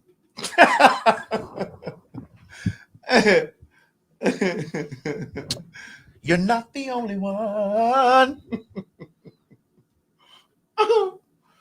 Y'all see that? It don't be me. Yeah, just for the sake of being annoying. Thank you. I love this. That's why that's why I'm sitting over here like, yeah, right. Right. And again, and I don't mind when you guys correct me because I say correct me if I'm wrong. You know, it's fine. But like when you like that is not universal healthcare, and you type in capital letters, bitch, calm down. Settle the fuck down. I didn't mean necessarily that it was universal healthcare. We know it's not universal healthcare because bitch, if it was, every single citizen in this country would have healthcare. We know that, Captain Motherfucking Obvious. Motherfuckers trying to be so fucking What a smooth brain? Smooth brain, you know, your brain actually has swiggles and wiggles and shit, and that's where if your shit is smooth, bitch, ain't no activity up there. Oh. ain't no activity up there. Smooth brain. Right, you smooth brain. Come on, you educated whore. That was so yeah, smart. Your shit just smooth. Yeah. You smooth brain motherfucker. Oh God. Typing. All right. All this motherfucking typing, bitch. While you typing. We were going to go to the pageant tonight, y'all. The pageant is here. It's done by now. Yeah, huh? This time of the year we went last year. We did, and that's when we almost got. We were in the car, bro. With fucking Steven, and the bitch didn't plug up the fucking car. Oh, they're flexing on the girls, right. and they charged the car up or nothing. We almost ran out of fucking electricity, bitch. You know, and so you know the pageant is you said, Master, who's my second costume? No, my second costume, I was just a witch. Mm-hmm. I was the Grand High Witch. Yeah. The Tesla almost died. We were like, oh my God, we're about to run out of electricity. And we were like, and then Madison was like, that's what Craig was just on the live the other night talking about not Elon, what's his name? Elon Musk.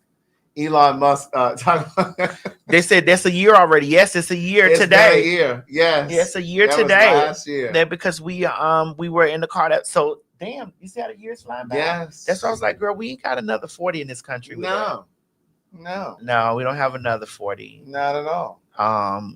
Yeah. So have you been watching Welcome to Derry? Mm-mm. I've heard of them, but I haven't watched it. Yeah, it's the series of It. Is it good? It's the prequel. Mm-hmm. I haven't watched it. Mm-hmm. Usually when I have company. What kind of company? Huh? The sexual kind. Oh. It's that kind of show? No, I don't really get past it. Oh, because the sexual energy and tension And so then you don't get to see the show. Here we go, Tim. Now, TS, don't make this about you. I am. You can click off now. I am going to make this about me because I'm getting ready to talk about dairy and how I haven't watched and then the sex that I'm having. I'm talking to my friend. Y'all are watching me talk to my friend. Right. Somebody said they're about to start watching it this week. Yeah, I'm going to start watching it this week too. Mm-hmm. What is it on? It's on HBO Max. Okay. Taylor Page is my girlfriend. We were in the movie Zola together. She's a Libra. We built a really good relationship with each other. We worked together. I really liked her, and she invited me to her wedding and her baby shower that she had. Did you go? No, I wasn't in LA. That's my home girl. I love her. Yeah.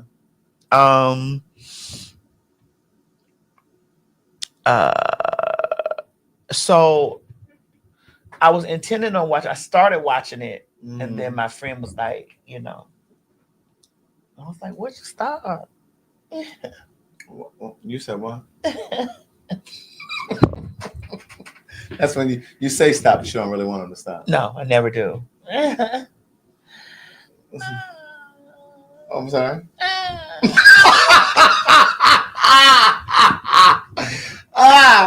Okay, so he starts touching on you. Yeah, and then it was over there going. I was like, "Girl, right, turn this off. You turning them? You changing the mood?"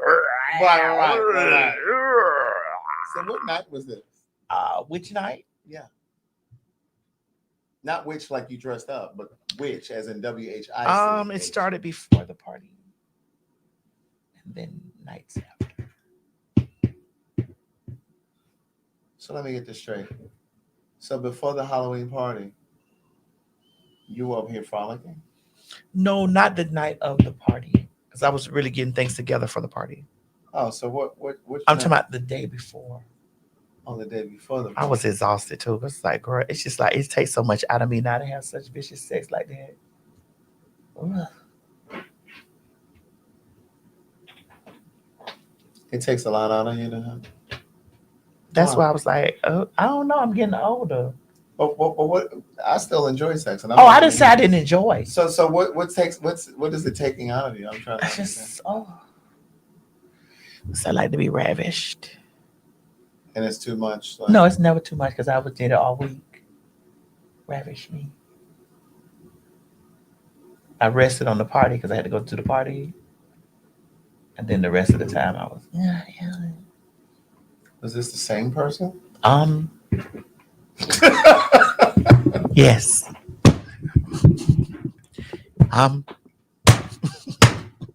Yes. Wait. I'm sorry. Was this the same person? And how many nights are there in the week? There's 7 nights. Okay, and how many people?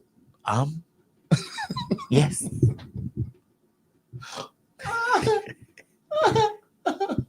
I'm still in season. Oh. Very much so. Yeah. Okay.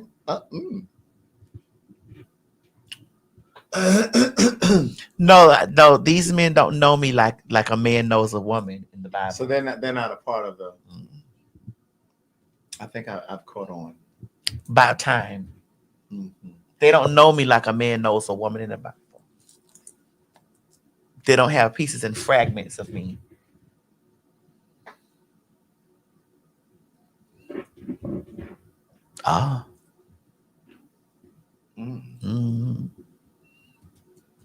My God, today. Yes. They say birth month sex is the best. Yes. This is how you harvest energy. Well, I need to start gearing up for you harvest that energy. When you harvest that, I need to get ready for May. Then you're able to maneuver around things and stuff like that. Like when you harvest energy, I'm an energy harvester. That's important. I store it in a jar. That's important. And then you ever seen the movie Dr. Sleep? I love Dr. Sleep. Craig, I gotta get you into sci-fi. Yeah, see, you like a lot of sci-fi. I don't like. I haven't watched a lot of. Come on, what else I like, girl? Since you know every fucking. You like thing. all them witchcraft movies? I do. Yeah, I do. You like that superhero shit, like Marvel? I do. Yeah, I like that. I like. I do like a lot of sorcery and fantasy and things like that. I do. Thank you, Adam. Those are my top movies. But then my next in line, I do enjoy a good sci-fi. Yeah. I do like The Things. Now, I don't mind sci-fi, but I'm not a period piece person. What's that show that you wanted me to watch? And then Miss Mary got caught all up in it, and she was like, "Oh my God, it's good." Remember the one with the boy? He saw the uncle having an affair with the woman, and the man pushed him off the cliff. It was in a castle. What show was that? It was in a castle. Was it The Tudors? It was Game of Thrones. Oh! See, girl, I've never seen that. But it's full of sorcery too. I know, but see, I've never been a period piece kind of person. That has nothing to do with the periods. Like Dances with Wolves and all that kind of shit. No, I didn't watch Dances with Wolves either, girl. See, my thing with period pieces like that, ain't no niggas in it. Ain't no black people. It's the same reason I never watched Friends. It's the same reason I never watched Sex and the City. Well, let's talk about it, Craig, because recently I watched some people on TikTok stating that they were out at the movies and they've been watching the previews for all the movies coming out, and there was a lot of they didn't see any melanin in the previews. I'm gonna have to watch Game of Thrones because they're saying it. In what movie or show? There wasn't melanin like in the previews for movies. What? Previews of movies coming. Well, it lacked melanin. We don't have a video for this, but what's floating around on social media right now is there's a young guy, black guy, who's saying he was let go from NBC, and he noticed that there's a trend where a lot of the black people who work for these shows, they're canceling the black and brown people. They're terminating the black and brown people, which goes to and speaks to, once again, at the beginning of or the end of last year, and we were talking about boycotting different shows, et cetera, and there were people in the comments who just weren't astute enough to see the correlation when I was saying it's important for us to push back and not support these different shows and things like that. Because part of the reason when they ended DEI, diversity, equity, and inclusion, yes, erasure. This is erasure. This is about erasure. Jay said it in the comments. This is about erasure. And when you don't have DEI in place, where companies, media companies, when I say companies, I mean Fortune 500 companies, media companies, and just different brands or universities, when they don't have to have when they're not policed. When they're not policed, they're not being watchdog to have a certain amount of qualified women, people of color, gays, whatever. They abolish all of that. And so now you're seeing the fallout. And so this young black guy was on, he's all over social media right now. Yes, out of sight, out of mind. This young black guy is on social media now saying, listen, I noticed that all of the black people who were let go all of the people who were let go were black or brown. And just like Disney, yes. And so when I'm saying to you guys that it is incumbent upon us as a community to come together and really pull back on the Amazons of the world, the Uber Eats, the Ubers, and all those other things, it's incumbent upon us to come together because they have to feel our presence. They have to feel our absence. Did Gail lose her job? Well, I'm so annoyed with her because it's like she was in that photo. She posted a picture on her Instagram with some white man who has been on record saying that black women are direct beneficiaries of DEI. In other words, he was saying that no black woman has been qualified for the positions. Oh, she was taken off. Good for her. Is that true? I don't think that's true. I didn't see that, but somebody in the comments said they took her off. But my thing is, like, she's in the picture. I mean, on a flight with the guy. They said it's on TMZ. Now, you know, if it's on TMZ, it's more Look like. and see. But we got to be better about that in terms of coming together. Gail King removed. CBS.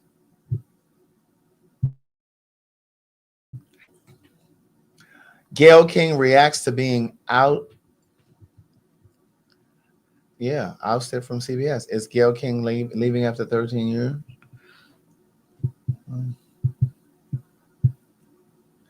Gayle King expected to depart as CBS's morning anchor.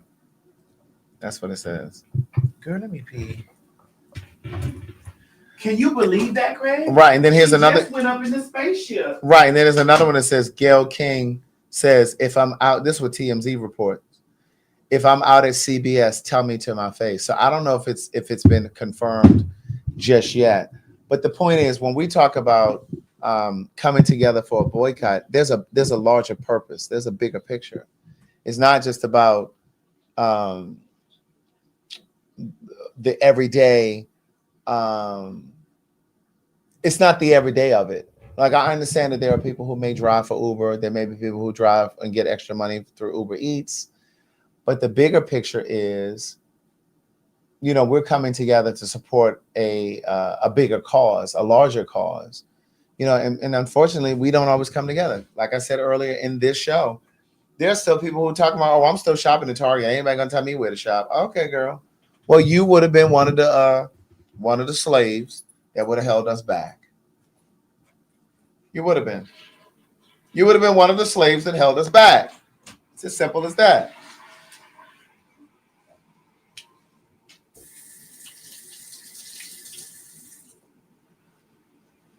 But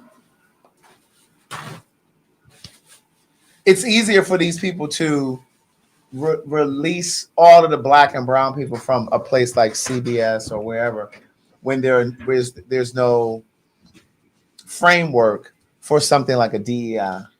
Okay, well, let me be messy. Yeah. Fuck devil's advocate. Let me be messy. You colors that don't want to see none of us on the TV. They don't want to see you either. They don't want to see the rest of us either, bitch. Bye. Mm-hmm. Oh well. Right. Oh well. So just like you all say that the gay community is trying to force ourselves on you, that's how white people feel. Yes. White people feel like everything. How do I gotta explain this to my children? Why do I gotta keep talking about slave movies? Mm-hmm. Why do y'all want to keep talking about this stuff? Why we invented everything? Why do we have to find out about some black person invented peanut butter? That's not true. So here we go. And white people who feel like you want us to pay for everything that our ancestors did. Why do white people who live today have to be responsible for slavery? It's the same thing. There you go. So there you go. Don't complain. Now you see how we feel. And how I be sitting over there saying, bitch, this is why it's important for you not to do that. Explain to your kids that other people exist. Sorry. You just got to explain to your kids that they're not the only one. Yeah, that's right. That straight life ain't the only shit on earth. Mm-hmm. You just got to explain that. Just like white people need to explain that they're not the only people on earth, that there are brown people, there are black people. You know what I'm saying? Yes, because in their shows, we don't never see black. And, yeah, I love Game of Thrones, but I wasn't expecting to see no black people. House of Dragons gagged me. They had black people. Oh, girl, the Valerians were black and stuff. I said, oh, they gagged me. But again, now we're here for all of you that don't that don't understand intersectionality. Yes. And be sitting up there screaming, why this stuff got to be stuffed down our throats? Right. They forcing it on us. They forcing. Y'all just need to be in y'all house living and fucking one another. We don't need to see y'all on TV. We don't need to see y'all enjoying your lives. We don't need to see that. Mm-hmm. We don't need to know that there's two husbands. Right. Or two wives. We don't want to see y'all in the carpool lane at the school.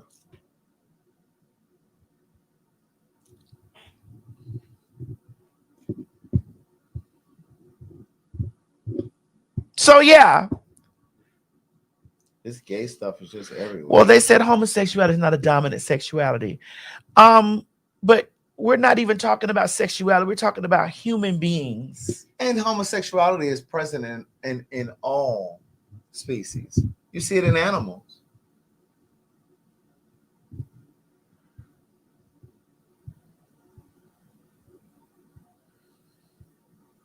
You see it in animals.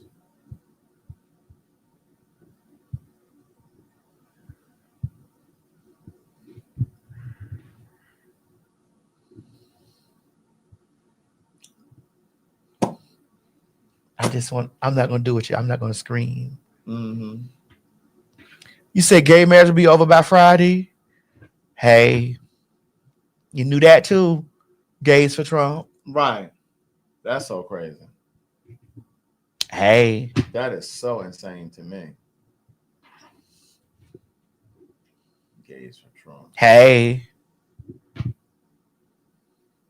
I wonder if some of you people who voted for Trump, actually, some of you marginalized people, I wonder if you feel, when I say marginalized, I mean women, gay people, trans people, right, black people, Hispanics, Latinos.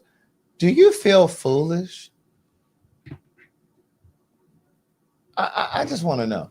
Is there anybody in the comments that's willing to say, yes, I voted for Trump and I feel foolish? I fucked up. Like, I regret it. Is there anybody bold enough to really be honest with yourself and us? Like, I'm curious. Because I'm gonna tell you, when I move through the day, when I'm moving through the world, I look at people wondering, like, I wonder if this bitch voted for Trump. You be saying that? I be thinking to myself, like, when I move through the day, like whether I'm at the gym or in the grocery, well, I haven't been to the grocery store, but when I'm moving around, I'm just like, I wonder if this is a white person or a trans person or a gay person or whatever. I wonder if this person voted for. I be thinking about Caitlyn. Yeah, like stuff like that. Like, and when I be looking at them, like in the gym and stuff or wherever I am, I'm like, that bitch look like balled up tissue. I'm looking at these people like, you are the reason we're in this fucked up predicament. That bitch look like balled up tissue. Your judgment is fucked up. Like Caitlyn's face. But I said that bitch look like balled up tissue, bitch. Balled up. Just crinkled up. I seen her sitting there talking to Chris, and she's like, I'm not gonna vote. My house is not gonna burn down. On that clip when they showed Courtney Cleary, I don't know what them people name is. One of Kim's sisters. She's like, she's my dad, and I love her. Who said that? Courtney, is it Courtney? One of them hoes. I don't know. Courtney. Or Chloe. I don't know which one. So, and I saw them sitting there talking about the house was about to burn. She was talking about the fires, and she's like, I'm not leaving my house. I'm not leaving my house. Have you seen? So you saw the episode, or you saw like a clip or something? It was murder. I don't listen. I listen. I let them girls go. I promise you, anything that this gonna sound real fucked up, but anything that have them involved, I will not watch. I didn't watch American Horror Story Delicate. Right. Now I'm glad that I seen American Horror Story season 13 coming back, and they have my girls back. Because had they would have put Kim's name anywhere in there, I was not watching it either. What's the movie that's out now, or it's either a movie or a series with her, Kim, and Niecy Nash? I don't know. I think it's on like Hulu. I've been seeing like clips of it. I don't know. Her, Sarah Paulson. Right. I don't know. But here's the thing. I know I used to tell you guys a while ago that I used to watch the Kardashians. I used to watch how they lived and how they promoted things. I stopped watching them when I realized that them people were more than likely Trump supporters, especially when Kim, tone deaf ass, posted that ugly ass Tesla truck, another one that looks like a robot. And she was laying out on top of it. All on top. I said, oh, girl. Oh, okay, yeah. And you all have black children and grandchildren. And this is who you're voting for and you're aligning yourself with. And when I saw the mother over there at that Met Gala talking and canoodling with Elon Musk, I said, oh, yeah. So I haven't seen nothing they've done. In fact, I blocked them. But it's crazy. I promise you, Craig, I don't watch nothing with them on it. Mm-hmm. Nothing. And they be like, and black people kill themselves getting over there. And I believe that they do that because that's their dreams of aspiration is that. Yeah. They see that as a dreams of aspirations. And then they'll see a bitch like me working something like, oh, girl, that's, or if a bitch say, well, TS is successful. No, she not. She on this and the other. She not this. She this and the other. And it's just like, okay, cool. I'm all right with you with that. But you see those people, and it's just like, that's what I want. You'll never be them. Right. You'll never be them because they have a certain type of privilege that you'll never have. Yeah. Yeah. They have a certain type of privilege, bitch, that you will never have access to that. Ever. Yeah, I'm just like, I can't support that. I can't support them. I'm not watching anything that they're on or a part of. It's just like, because if you're that tone deaf, they say black people dream to be the Kardashians, right? Girl, when I tell you, I watch, like, listen, I see that shit pop, and I don't hate them. No, I don't hate them. I just know who they are, and I just do that. They're just out of touch, right? Because you know, at the time when I met Brandy and I worked with her, Kim Kardashian was her stylist. Yeah, that was around the time that Kim was dating or fucking around with Ray J, and Kim was Brandy's stylist. Like, she would go and pick up bags for her, get things. Yeah, during that time, just before she was like, when they stole Miss Sonia card, and they stole when they had Miss Sonia card running Miss Sonia card up, they supposedly, allegedly they had put credit card. They charged stuff on Brandy's and Miss Sonia credit card. Yes. I was reading them down one day, and Ray J got in the comment section. It was like, well, I ain't saying it, but I mean, y'all remember that when I was tearing them up and Ray J was in the comment section?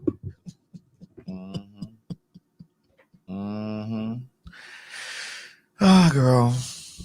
I do want to say that because I feel like we winding down. I do want to say this: if you own your house outright, like you no longer have a mortgage. Very soon. And wait, what is this comment? I feel like I'm about to have to pull somebody together again. Hold on.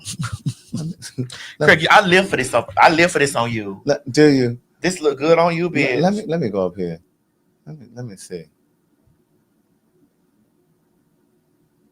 Hold on, and then I'm gonna finish what I was about to say.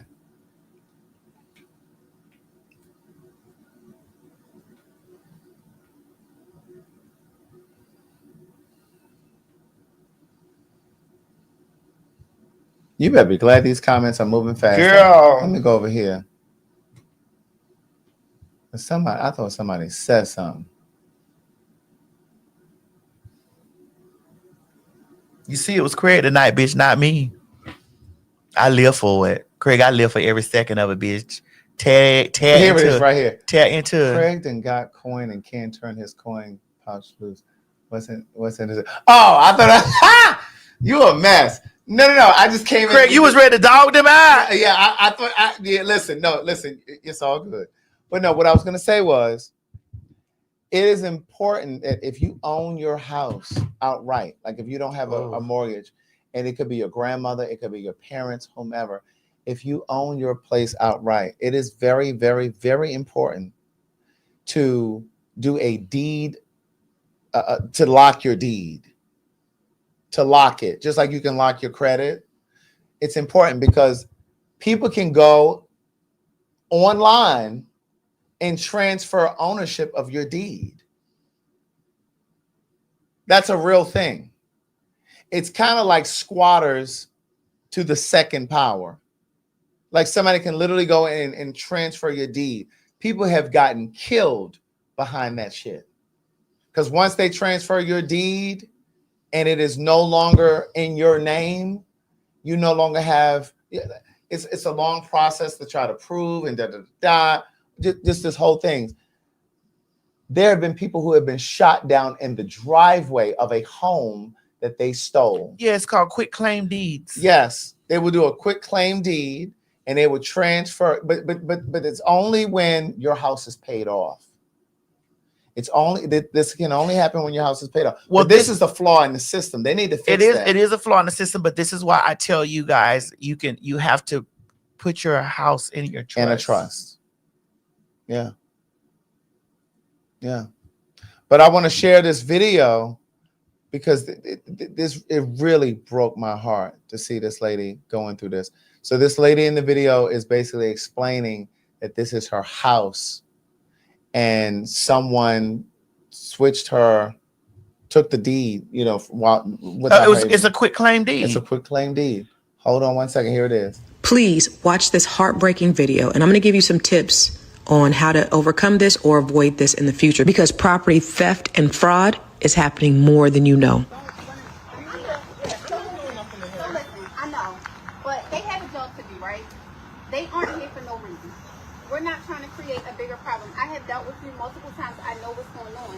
However, if they are here to do this job, that means the courts has decided to take the property. What did I have to say to you? Okay, When you so were here before, I said that my house was refinanced fraudulently. I have been in my home for 26 years. I own the deed and the title. I tried to buy some commercial property, and a man forged my name. Okay? They illegally put me out my house. That's what they did. Nobody's providing documentation. How do the criminal get to do the crime in front of the police, in front of the sheriff? Who did that? My house wasn't even packed up. Do you think if I really did it, if I was guilty, I would let... My mother just died. All her stuff is in there. I will move my stuff out. Yo, this ain't right. I'm not blaming them. Why can't nobody listen? Yes. So if you have a number I can send something to. Yes, I did. Hold on a second. So you can say what? You ready for my number?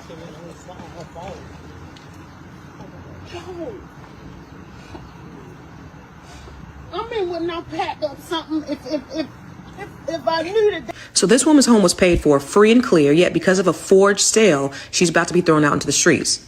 This is title fraud, and it's happening more than you think. So check your property records, sign up for property fraud alerts, lock your credit, protect your title like your life depends on it, because for many, it does. And if this ever happens to you, act immediately. Call a real estate attorney, file an emergency motion to stop the eviction, and alert the sheriff's office. And yes, there's something called a title lock. It won't stop somebody from filing a fake deed, but it will alert you the moment anything changes on your property title. That early warning could be the difference between catching a scam in time or losing your home before you even know it happened. No one should lose their home to a criminal's pen.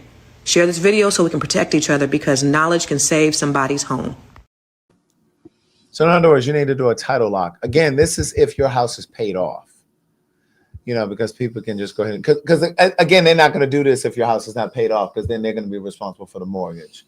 So they're only doing this in instances where the house is paid off, free and clear. So it's just like you can lock your credit, like my credit is locked. Just like you can lock your credit, you want to do a title lock as well.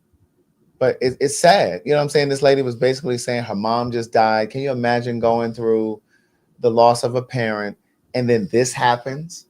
You're already out of sorts, and now she has to figure out where she's gonna go. She's like, my things are in there, my stuff is in there, you know, like.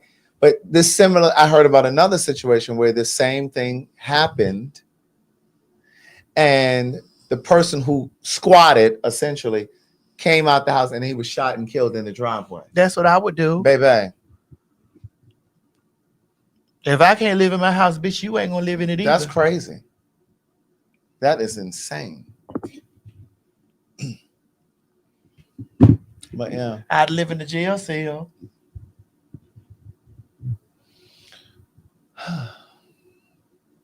So listen, if you're in Georgia, make sure you vote.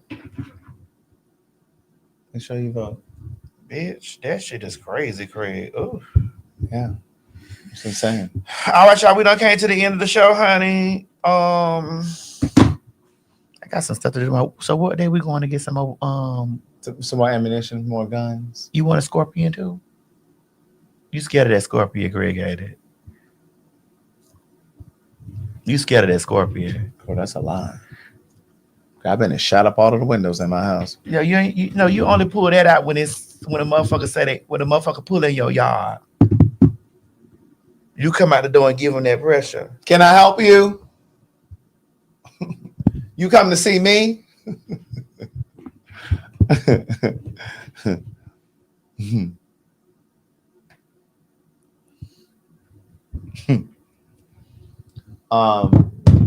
But anyway, listen, you guys have an amazing night. Thank you for being here. Thank you for watching. We appreciate you. Thank you for sharing the video. Thank you for supporting what we do. We appreciate those of you that are coming to the Chicago show November 24th. That's the Monday before the week of Thanksgiving. We will be there. We need to book. I already got my flight and hotel. We need to get y'all's flights and stuff. I'd like to give a special shout out to Addicts for creating our He-Man and She-Ra video. He's given me an updated version that I'm probably going to put out today or tomorrow on the well, this is nice. Thank you, Addicts. Yes, bitch. Yes. Yes, this is good. I like this. Yes. I really like this. So I'm probably going to put out another version of it or whatever. Anyway, we love you guys. We love you much. Protect your peace. Protect your property. And don't be motherfucking scared to get in that paint if you got to, bitch. I love you guys. We'll see y'all. Listen, we doing this all the way up. Shit, I'm off in November. Right. Well, wait. Before we go, though, when you said protect, I do want to say this real quick before we go. I'm sorry. Remember we talked last week about the possibility of food stamps not coming out for people, and people were saying, "Listen, if my food stamps are stopped, I'm going to be going to the grocery store. I'm just going to steal." And we were saying, like, that food doesn't belong to you. If you work in a grocery store, or Walmart, or wherever, step out them people's way. Well, this young boy, 18 years old, I think this video is in here. Mo, is it in here? There's an 18-year-old boy who stepped in the way of these people who were stealing groceries, and he got his ass whipped. This is the moment a suspected shoplifter attacks this 18-year-old Food Lion worker, shoving him around in the back room of a store and throwing blows. This happened Monday, October 20th at this Food Lion in the 2200 block of Park Road. I returned to the spot with Detective Ashley Phillips of the Charlotte-Mecklenburg Crime Stoppers. We had two subjects go inside. They went to scan their items at the self-checkout. We had an employee that was just doing his job, decided to go over when he observed them not scanning items. That's when the confrontation began. Surveillance footage shows one of the alleged thieves go face-to-face with the teen employee. They start moving, eventually entering a back room where the tussle begins. One of the alleged thieves throwing blows, even attempting to kick the worker while he is down. The alleged shoplifting accomplice watches while a shopper tries to intervene. It's unfortunate. Any act of violence is senseless. When we have self-checkouts, that it just presents an opportunity for people who are not doing the right thing, thieves, to take items and commit crimes. After the attack, the two suspected thieves casually walk out of the Food Lion as if nothing has happened. What advice do you have for other people who work in businesses like this one and happen to see someone doing something illegal? Yeah, Alex, we want to suggest to everyone that is in the store that working as an employee, just step back and observe and then collect as much information as you can and call 911 so that way police can respond and you don't have to interfere with someone committing a crime. Get another look at the individuals police are attempting to identify. The surveillance footage has Detective Phillips hopeful that someone will recognize these two. The images and the surveillance, they're very clear. I'm hoping that someone will see it and call it in. We typically get some good tips, and I'm very grateful for that. Of course, the young man should not have been beat up. However, mind your business. And if you have children who work in a grocery store, tell your kids to mind their move out the motherfucking way. That's not your shit. Why are you getting your ass whipped or possibly killed for some shit that doesn't belong to you? Right. These people hungry. Move. And those people won't give a damn about you. Like that Food Lion, they won't give a fuck about you. You'll be at home trying to convalesce, bitch, and they're gonna put somebody in your position because you off too long. Move. Protect your peace. That part. That's what made me think about it. And that's wait a minute. We gotta go do this story. Protect your peace and your property. That's right. You work for them people. You fuck up a cut and they're 2 times late, bitch. They're gonna replace you. You're gonna get there. You're gonna be off the schedule tomorrow. In fact, today. I ain't telling you don't love your job. I'm telling you to put yourself first. Yeah. I gotta put me first, Lucius. It's crazy. I gotta put me first, Lucius. Cookie. I gotta put me first, Lucius. I gotta put me first. I gotta put me first, Lucius. Yeah. I gotta put me fucking first. Like, I mean, you didn't went and confronted these people because they're stealing groceries?